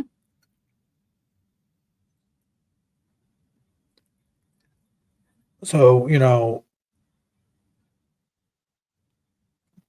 I'm just wondering, how bad did he insult somebody? Did he try to make a half-hearted apology? What did he do? And I'm not going to be surprised if he didn't do any of those. If he just went about just talking crap. And supposedly he was supposed to have Newsom on. That's what I heard. So that's probably going to be a crap show. Because here's the other thing about Jimmy Kimmel. because I didn't think anybody was really even watching him, at all. And when it comes to the affiliates, because this is another thing that I don't think people understand. Disney/ABC, they own, I believe, 6 affiliates in the United States. The one that I am most familiar with is Action News, WABC, in Philadelphia. Disney owns affiliates in the top 6 marketing areas or cities. There's of course, there's KABC out in LA. I'm used to them, but Action News, Channel 6, that's Disney. Okay, so you've got Philadelphia, New York, San Francisco, Los Angeles, I think Austin, and there's one more that I'm missing. Okay, so that's 6. Those other affiliates, and I'm blanking on the name. I'm blanking on the exact name, but those affiliates, they own stations in like Birmingham, Alabama, Altoona, Pennsylvania, State College, Pennsylvania. They own like at least 40 to 50 affiliates. Now think about all of those affiliates. That's just one company. They own many more. They own those stations. They do not have to air what they don't want to air. At least anything that doesn't violate, a contract. Yeah. They don't. And put a pin in that. So when you talk about quote unquote free speech, and I'm going over here to Geeky Sparkles' post because she said it way better than I did. The hypocrisy is what I'm most angry about. So Sunny hosted on today on Jimmy Kimmel's firing. Our founders drafted the First Amendment to protect the rights of citizens to criticize the government. What does the government have to do with what Jimmy Kimmel said? Absolutely nothing. He wasn't. You're talking about they assassinated a civilian. And he was making light of a civilian's death. He was lying about it. That's misinformation. Exactly. I just don't, it has nothing to do with our government doing anything. They're not who censored him. No. His employer basically said, you know what? You're making us look bad. What you said, no. You need to go in timeout for a little bit. So which is why they suspended the show. So that's between him and his employer. Jimmy Kimmel is employed at the pleasure of Disney. So if Disney decides y'all need to shut up, you need to shut up. It's kind of like on The View. Remember when Sony hosting kept saying so much crap that they had to read legal notes? They had a lawyer sitting there going, okay, now come back with this. Okay, come back with this. The same thing. It has nothing to do with what you're calling free speech. You think it's what you call free speech. You think is freedom from consequences. That's what this is. First Amendment right to protect the rights of citizens to criticize the government. We have a right to say anything we want, but there are consequences in certain aspects of our life for things we say, especially if it comes to something you're doing that affects your employer. If you're wearing a uniform and you say something wrong, you'll be held accountable for those things you're saying, be it a police uniform, let's say a bus driver uniform, anything, anything. But if you're in just civilian clothes and nobody knows who you are, have at it. But know that if somebody videos you and your employer sees this and they recognize that you work there, you're deep shit.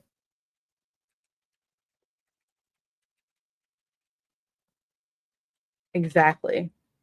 Sorry, I'm going off. So you don't know. It's just like if you, go online and let's say call your boss this, that, and the other thing, and that the company sucks and da da da. Yeah, you can get fired for that or suspended for that.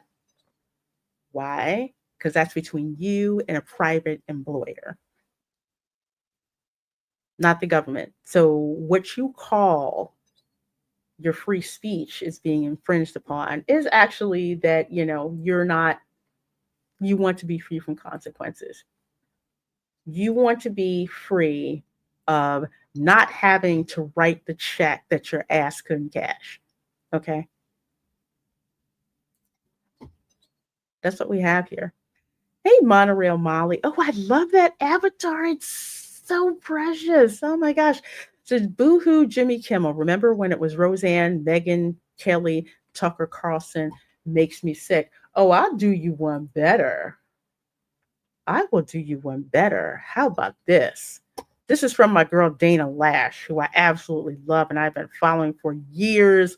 All the people who had no problem when Disney fired Gina Carano for literally nothing are so butthurt over this black-faced sporting clown turd who barely ekes a 4 share.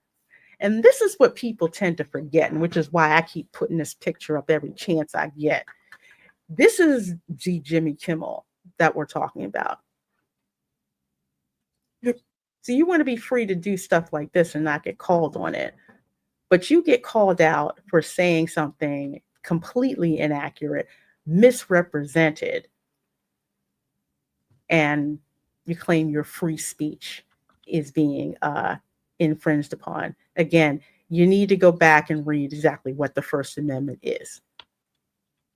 And the fact that you have all of these celebrities who were piling on, just like, oh, my free speech, I'm not going to do this concert because what happened with Jimmy Kimmel, or my personal favorite, I'm going to cancel Disney Plus, and you should too, until Jimmy Kimmel is reinstated.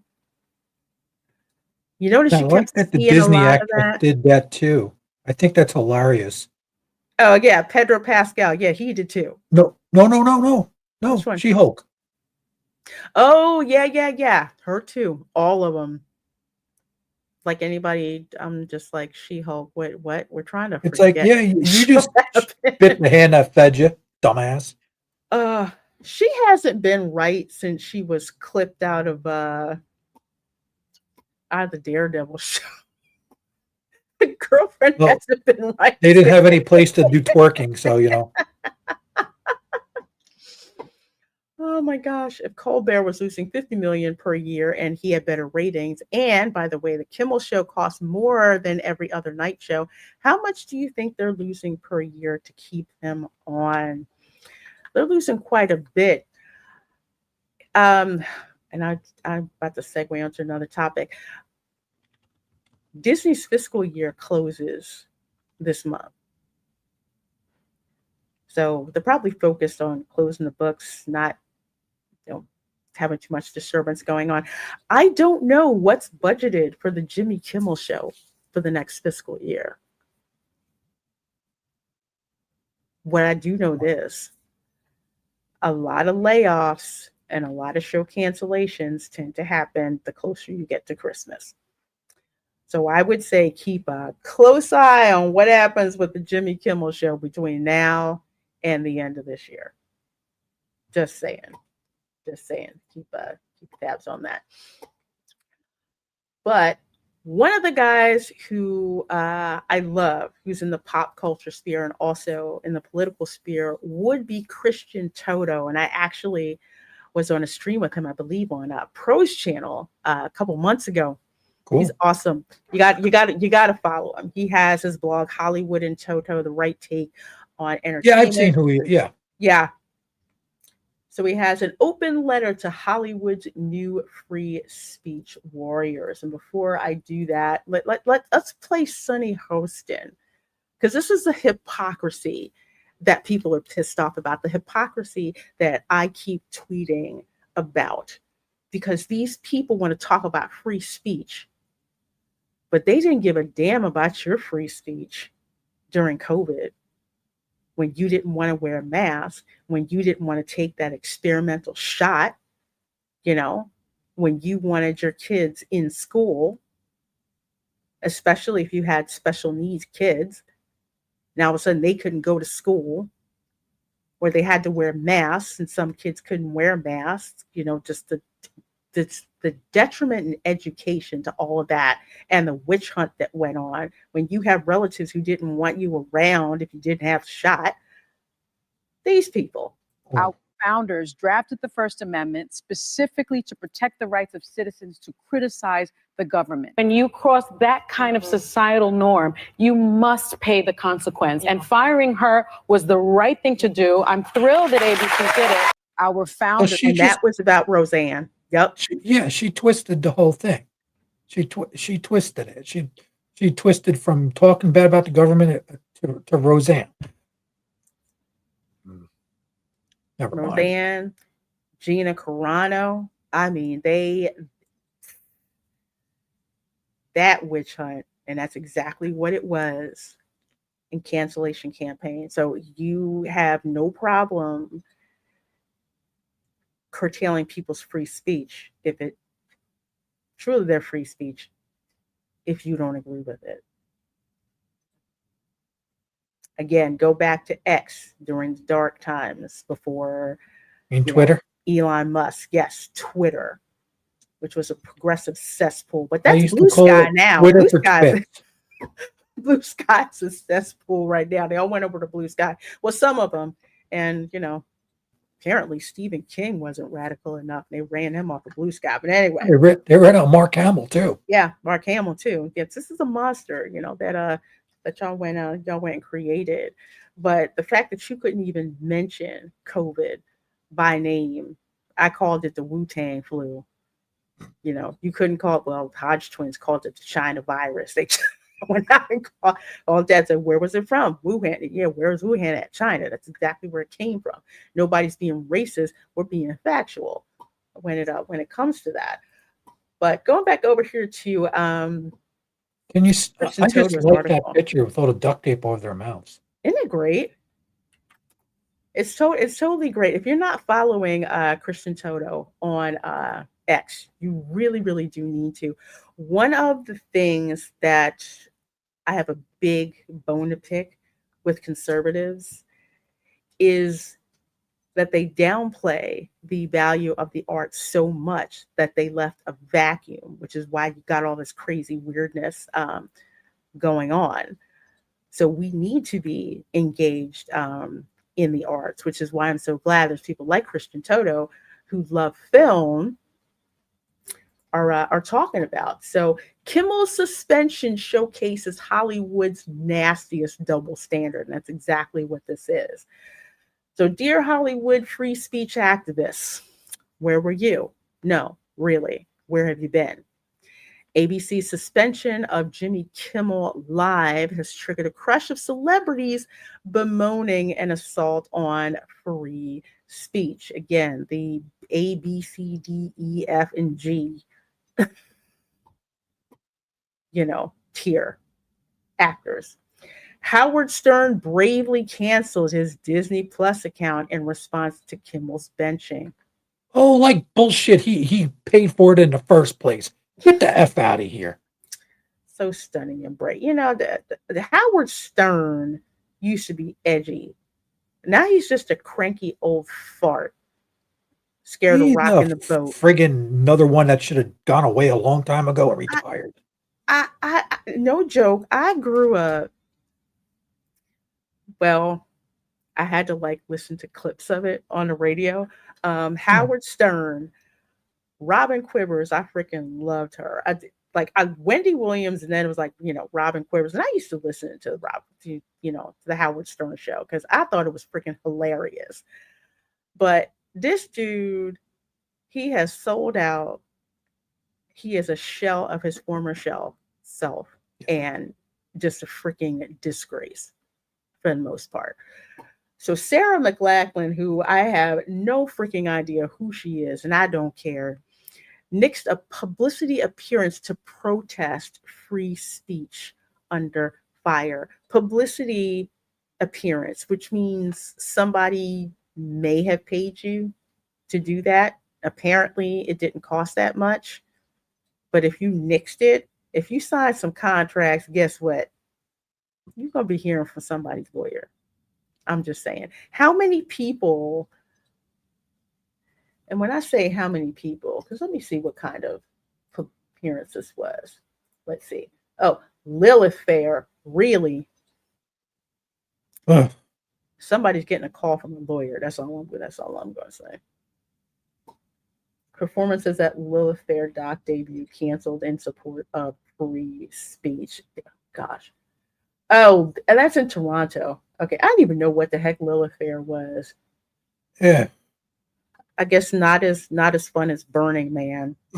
Lilith Fair is basically a bunch of lesbians being idiots. Oh, okay.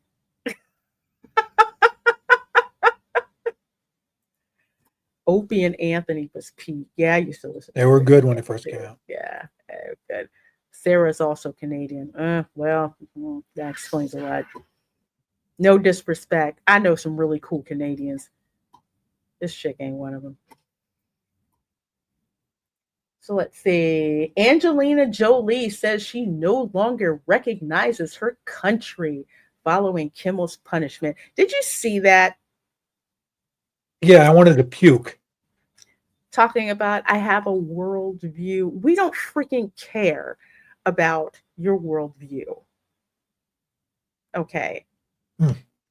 We don't really care about these celebrities that go out there, they trash the United States. They talk about being a world citizen as opposed to being an American citizen, especially when they trash our country on foreign soil, which pisses me the frick off. And you know what? I think she did this on foreign soil. San Sebastian Film Festival. Yeah, I think that's overseas, which makes sense because they like to trash the United States when they're on foreign soil. Hollywood is chock full of insecure, virtue signaling hypocrites. Yes, and I lived among them. This is what I'm saying. They're virtue signaling for their next job. Like, hey, I'm down with it. I'm on the right side of history. I'm okay to hire, which is why I find it very interesting when Pedro Pascal is sounded off by Jimmy Kimmel, and talking about people canceling their Disney Plus. I don't think you should really talk because I saw that trailer for the Mando and Grogu movie. Ain't happening. Ain't happening. Oh, yes. And hypocrite extraordinaire Pedro Pascal. He is my absolute freaking favorite.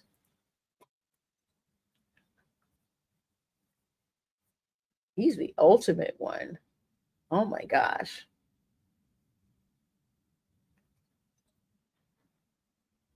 And this is him. Because remember when Gina Carano was going through all of that? You can hardly hear that much out of Pedro Pascal. I mean, Bill Burr, I got some issues with him, but at least he actually said, she was she was an absolute sweetheart. But that's just a sample. And today, I think this was yesterday, 400 celebrities signed an ACLU pledge supporting Kimmel. The ACLU, that crazy left-wing wacko litigation society. Now, they used to actually do good work way, way, way, way back in the day, but just like the NAACP, they have woefully strayed far away from their intended purpose. So, yep, they're talking about finding themselves in a McCarthy era. There is no McCarthy era. So first of all, some facts. Kimmel is not gone from the late night scene. ABC is trying to negotiate his return, but published accounts insist he refuses to apologize for a big, fat, cruel lie he told to smite MAGA Nation. And that's pretty much what he wound up doing, which is ridiculous. But the lie in question, which blamed MAGA for Charlie Kirk's death, came during a national tragedy. So he couldn't even correct himself and say, you know what, I was not factual. This is what happened. It turns out, this is the guy. This is what his motivations were. At least come back and be factual. People would have probably forgiven you for that. But you didn't say anything. That's what I'm saying. Waiting to see. Let's see what this moron says tonight. Yeah, I can't wait. I don't even know what time he comes on. I think he might even be on already. I don't even know. I stopped watching late night television when Jay Leno Yeah, no longer on the Tonight Show. I went to watch my shows on YouTube, or that's it. I'd rather watch small creators that better content, less crap, no commercials. Oh, 11:35 ET. I might be asleep by that time. Yeah, Jimmy Kimmel did to ABC's ratings what the Liberal Party has done to Canada's economy. I mean, his shares, the share that his show has been getting. Yep, but not in Tennessee tonight. Yep. I don't think people realize. You're going to have to either go on Dismal Disney Plus or something like that to see it. But, I know there's some people who are going to watch it just to see what he's going to do. Yeah, local ABC affiliate is running news until 12:37 a.m. Yeah, I think people just do not understand just Beer how Guys has a very good point. That's what I'm saying. If their speech was really being suppressed, they'd have been disappeared for these stunts. Yeah, exactly. They have no idea if they tried this in let's say, certain Korea or, China and talked about their government like this. Good luck. Yeah. Good luck with that. Russia. Yeah. Well, they're old school KGB. Well, older Russia. Yeah. I'm not sure about that. Yeah. The newer ones, no. But if you've got some of them KGB holdovers, yeah. But they have no idea what that's like. They have your speech suppressed. Jimmy Kimmel wants to be the martyr without any real sacrifice. Yeah, he wants exposure. And it's like, hey, I do this hot take. I'm gonna get people watching my show. I think it might have backfired this time, Kimmel. Yeah. Not doing it. So let's see. To repeat ourselves, now celebrities who insist it's free speech issue can have their say, of course. It's important to stand tall when speech is threatened in any manner. But to repeat ourselves, where have they been? Or to quote a certain movie cop, welcome to the party, pal. Yep. Free speech has been under serial attack for the past decade. Cancel culture has threatened comedians for sharing the wrong jokes or just resurfacing decade-old material. Just ask Kevin Hart. Remember, Kevin Hart was supposed to host the Oscars, and was it Good Morning America? I think they tried to put him through a struggle session, and he was just like, "No, if I can't be myself, I won't do it. It's an honor to be invited to do it, but it's like, no, I'm not going to do it." And they kept. I'm forgetting who was it. I think it was Michael Strahan who kept pressing him. Did you think you did anything wrong or something? He's like, no. It's like, you know what? Everybody keeps saying things like, oh, you did this 10, 15 years ago. People always evolve. They change. And, that's like, okay, you're 10 years old. You were 10 years old and you said, I hate purple crayons. You're 18 now, you're getting a job at Creole. and they pull up your post saying you hate purple crayons. It'd be that stupid. Totally that dumb.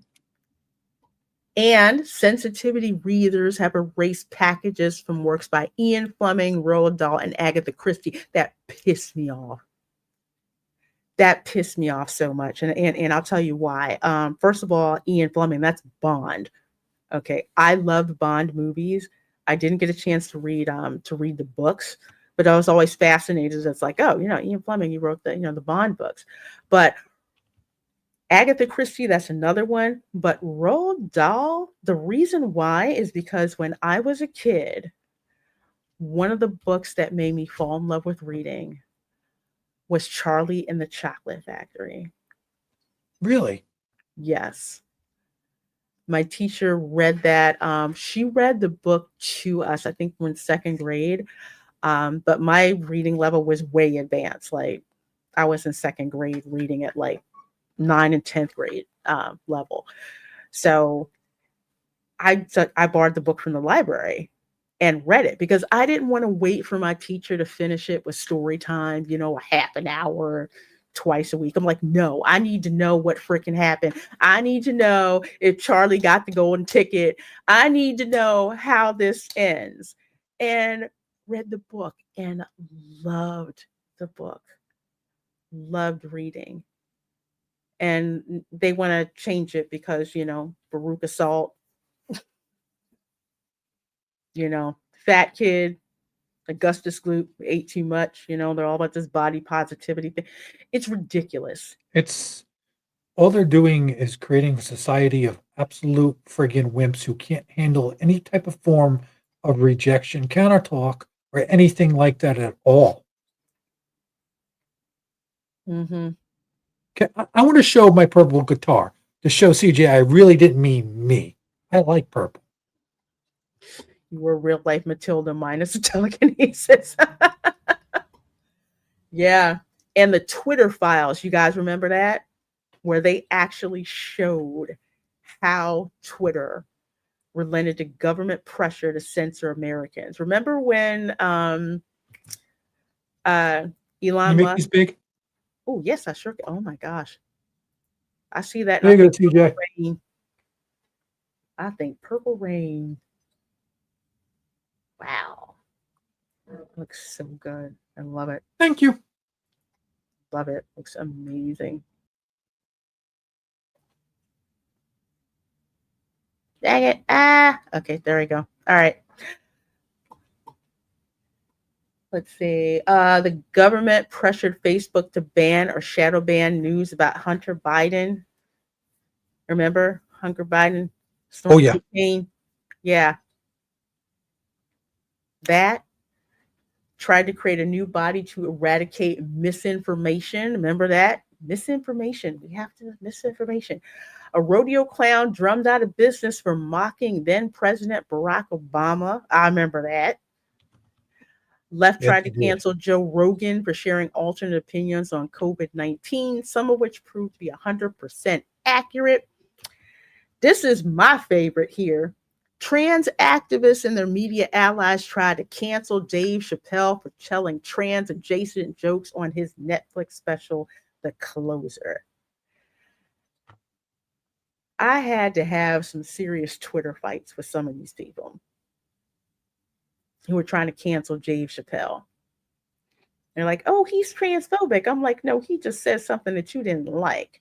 There's nothing to say he has an irrational fear of you. And the jokes were freaking funny. Especially the one he did after this one, where he talked about the friend of his who was transgender and wanted to be a stand-up comedian. But unfortunately, because she was associated with Dave Chappelle, she got so much hate online that she wound up taking her own life.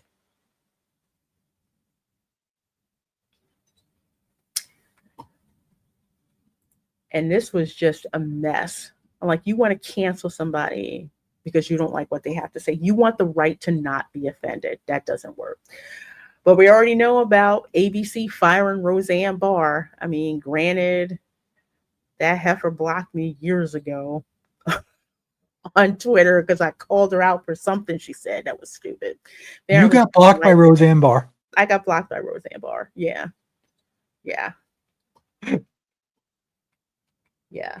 She said something. She said something to me. No, I think I told her her ass was too fat to be on a pole or something like that. I don't know. Something that I said. And she wound up blocking me. But then I found out she got fired. I was just like, look, okay, granted, I don't like that chick, but you gonna fire her for that? Okay, whatever. Then, of course, we know Disney fired Gina Carano. Oh, yeah. Okay. They're like, no, but she didn't get her contract renewed. Yeah, that's pretty much what firing is in Hollywood. You have a contract for a certain number of episodes or whatever, and they don't renew it. Guess what? You're de facto fired. Hollywood Blacklist 2.0 continue to pace, of course.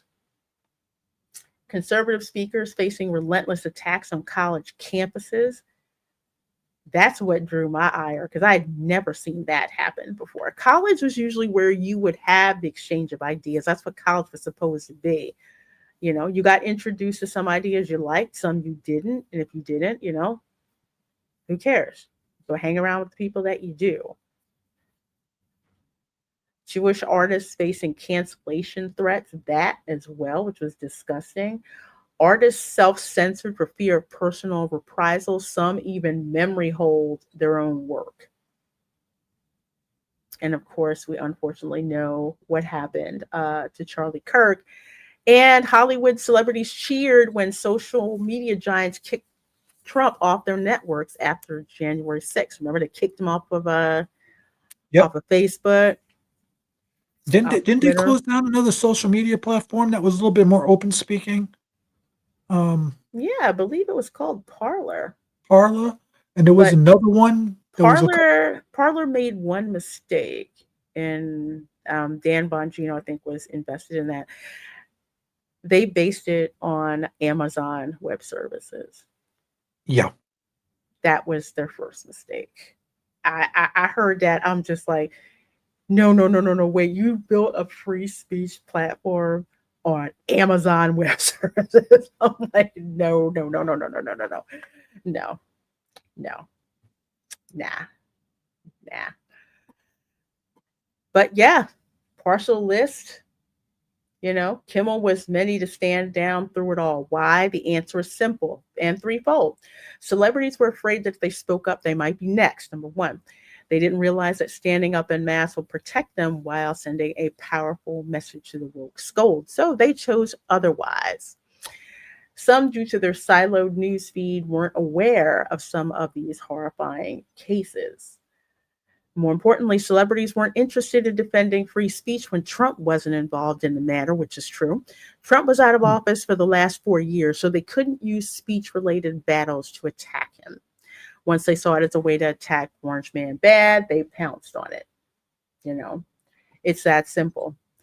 Now, at the very least, these sudden free speech warriors should cop to their nuclear-grade double standards. I love how you put that.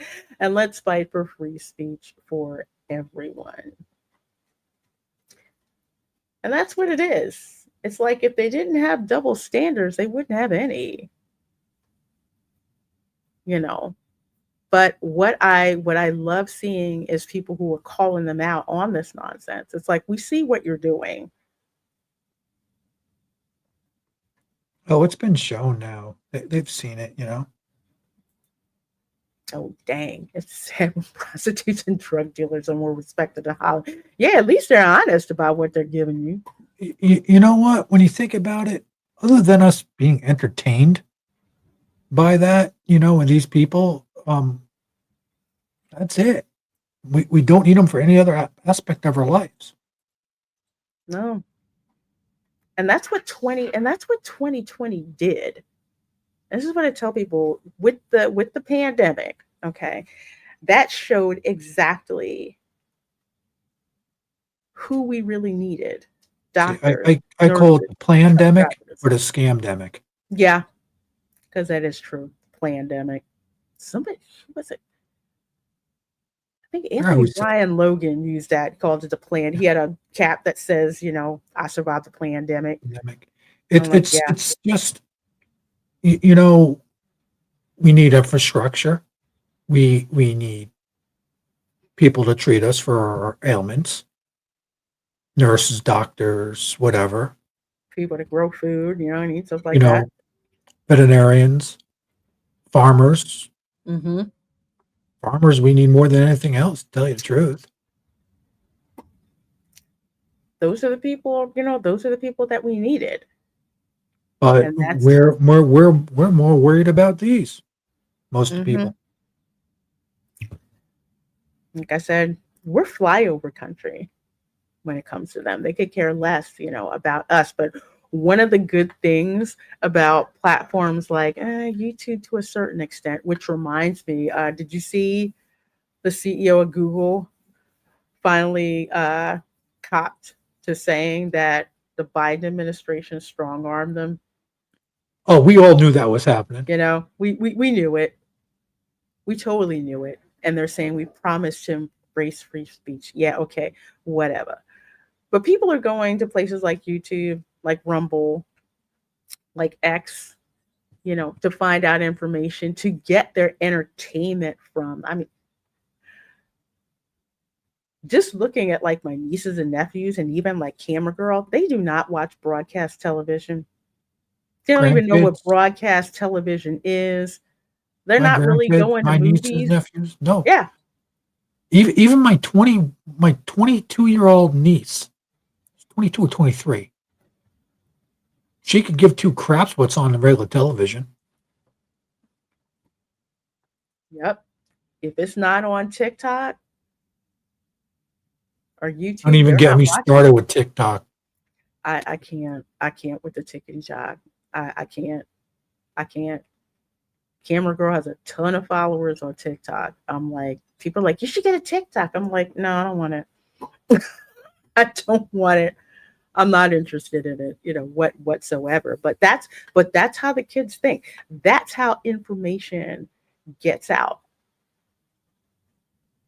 And people aren't paying attention to these celebrities, which is why they're, digging their heels in and trying to shame us into coming back. We're not coming back, my dear.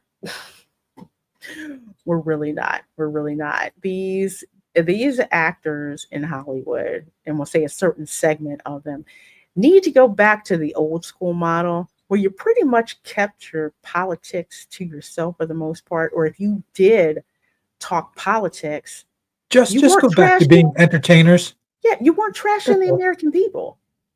You just weren't. But there's an old saying: "Don't shit where you eat." Yeah. There's that one. And I mean that in a way. It's like if you're going to get political and you have nothing to do with politics, and all you're as an actor, you're alienating half the people that would watch your stuff. Exactly. Why are you going to do that? Why piss them off? Why piss off half your potential clients? Just no. It doesn't even work. Krista Joe, hey my dear. Says Bob and Dana should have called these 400 celebs on their BS and blacklisted them from working for ABC/Disney. Don't like our decision canceling poor ratings Jimmy Kimmel? Well, you're gone too. Well, I agree with you, Krista. I think what's going to happen, I'm just spitballing here, an unofficial blacklist. You know what that is? We'll get back to you. Don't call us. We'll call you. My people will call you. I see a bunch of contracts not getting renewed. Yeah. We just can't afford it.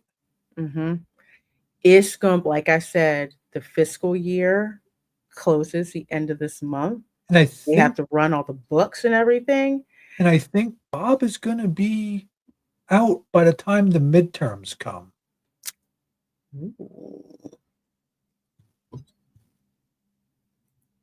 Because they're already trying to, I think they're trying to, I don't think it's going to be Dana Walden as CEO. It might wind up being, Might wound up being Josh tomorrow. As long as it's not the lady who's running Cracker Barrel. Oh Lord have mercy. She-Hulk actors burger bridges for a 2-day timeout. Gotta love it. I tell you, the crash outs are epic. They So really are. I was on Ron's show yesterday, right? And he was talking about how, you know, Steak and Shake put up a billboard, fire the CEO. Tell him Mhm. how they make that better. Did you catch what I said to him? No, I basically told him Uncle Herschel should have been painting that sign. I like that. Yeah. I like that. My local Cracker Barrel has been marked safe from any kind of renovation. I kept circling. I'm like, okay, doing all right, doing all right. But yeah, that hasn't changed. So, oh, Krista Joe says Julia Louis Dreyfus was on that open letter, and she's the new baddie per the Thunderbolts movie. She ain't walking from Disney, so she's a complete coward too. I already know Ruffalo will be on it. You know what? I can't stand Mark Ruffalo. He is the worst Hulk ever. I miss Ed Norton. Mm. I really wish Mark Ruffalo would just shut his freaking mouth and just act. That's all they got to do. Could you picture if Carlin was still alive and he was in his prime, how much crap he'd be giving all these people? Mm, mm, mm. It'd be fun. Be hilarious. You mean male feminist Hulk? You remember an episode of Married with Children, and Jerry Springer was on it, and he was the masculine feminist. I used to think that was hilarious. Until you see people Now doing I'm it for thinking, real. yeah, to see people doing it for real. I mean, that was the joke. It was so out of the way, and he was causing so much damage that Al and everybody else went down to the TV station and kidnapped him. That was freaking funny. Look it up. When you think Masculine. about when that was on. Think about back when that was on. Mm-hmm. We didn't have half the crap going on that we have with this. No, you really didn't. Monorail Molly says, I wish all actors would just act. I don't care about their political views. Yeah, it never was like say for example, Jane Fonda. I can't stand that chick with a passion. What she did. They called her Hanoi Jane. I'm Yeah. not even going to say. Yeah. Yeah. Nope. She kind of used to be the outlier. Most people in Hollywood pretty much, we're just here to act, whatever. Like, go back and watch an Oscars show from, like, say, the late 70s, early 80s. It was just fun. The actors literally made fun of themselves. And it was actually fun to watch. Now, oh God, please. Yes, she should. Power Queen. I completely 100% agree with you. Totally agree with you. Notice who wasn't on that open letter: RDJ, Robert Downey Jr., Chris Evans, Scarlett Johansson, to name a few. Yeah, they ain't messing with their Disney money. Mm-mm. Mm-mm. Either that or their publicist said, hey, listen, don't do it. Don't you dare. Don't you freaking dare do it. Don't you put your name on that. Because I bet you all the people Does who put their anybody name know on if that little trollop from Snow White was on that letter? She's too busy doing theater, which is actually good for her. She needs to stay in the theater. Yeah, I bet Chris Pratt wasn't on there either. Yeah, remember they gave Chris Pratt crap online. Yes, they did. When he was talking about what happened to Charlie Kirk.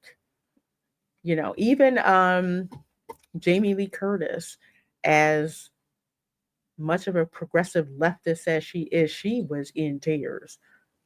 when she found out what happened to Charlie Kirk.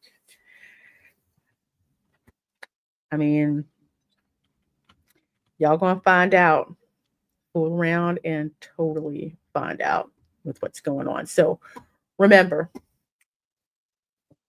don't fall for the banana in the tailpipe. Lolly's Hollywood harlots are not your friends. They look at us as rubes in flyover country and that they know what's better for us. But you know what? It's a brand new day. Cancel culture is over. And we know they're not important. And who was it who said something about the Roman Empire?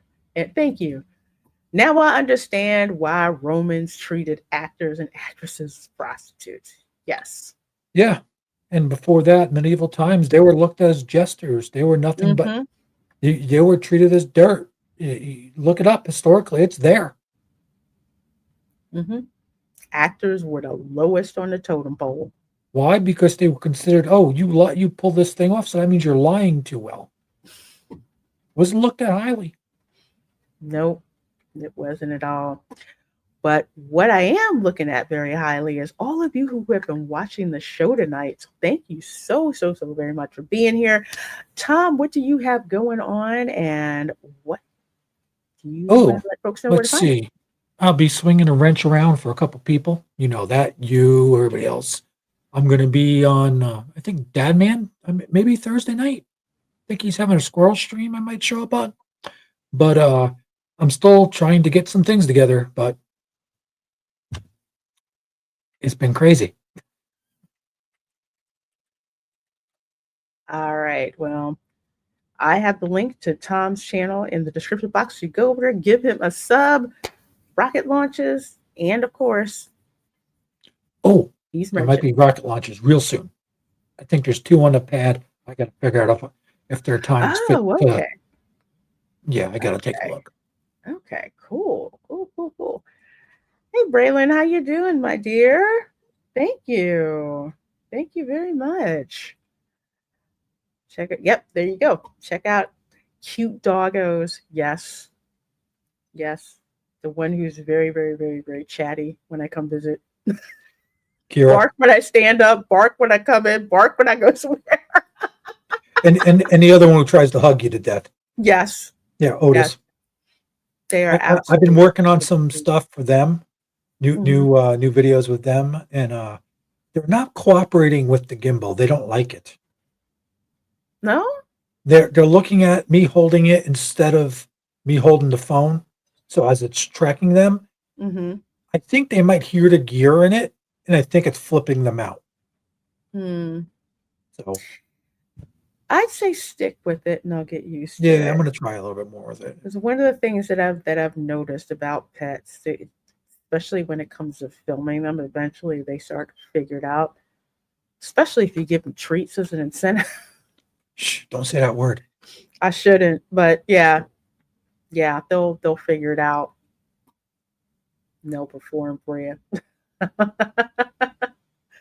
Well, as for your girl, let's see. Saturday, we won't have Resort Recon live. Camera Girl's got some stuff I got to take her to, but we will have the watch party at 8 p.m. for Trilogy of Terror from 1974, starring Karen Black. The movie that got me into watching horror and basically told me that tiki dolls are not safe to have in your house. So we're going to have a watch party for that on Saturday. Sunday, of course, the Welcome to Florida show. Planning to have a historical segment on Sir Francis Drake. Cool. Yes. So That'll be I fun. haven't had a chance to talk about the English pirate, so I need to remedy that. So we're going to talk about Sir Francis Drake and St. Augustine, and dang, he jacked that place up. We're going to talk about him. We're talk about him on Sunday. Another bit of news. Spice Lounge starting next week will actually be on Thursday evenings at 7:30. So little programming change there because I'm waiting for the paperwork to come in. Wait for it, but I should be back in the world of the employed by next week. So we're gonna push the day out for the regular show. So again, next Thursday at 7:30 p.m. we will have the Spice Lounge. So who pirates get drunk 3PO? That's his thing. That'd be cool if you could make it on the show for that. I know he's got a pirate channel. I got lots of pirates in my ancestry, and well, as Tom will tell you, St. Augustine, hotbed for pirates. Mm-hmm. Yeah. I might know a few things about pirates. Yeah, he knows a couple things. It's gonna be fun. Oh, thank you. I appreciate it. It's a senior level job, which means it's probably gonna definitely gonna affect my streaming time, but we'll work it out. Thank you, Kit Kat. Oh, I appreciate it. Thank you. I love St. Augustine. I do too. It's such a cool place to visit, and I have a lot of family history there. So I need to do a walking tour of St. Augustine, so I can show you like where their houses were, where they lived at, and all the cool stuff in there. Thank you. I appreciate the prayers. I've so needed the prayers. So thank you so very much. I appreciate that.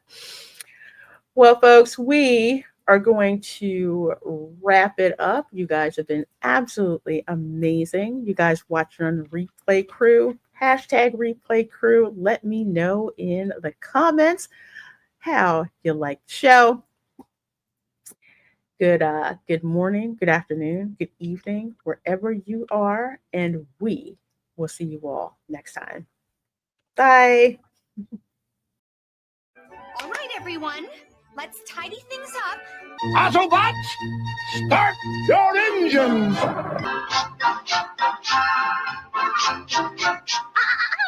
Not under the rug. We'll keep singing without fail, otherwise we'd spoil it. Ready, Prime, let's roll. Hosing down the garbage pail and scrubbing up the toilet. Woo!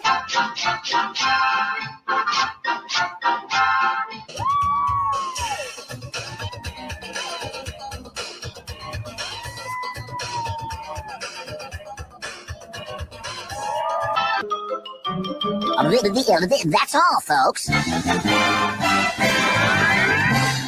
You're still here. It's over. Go home.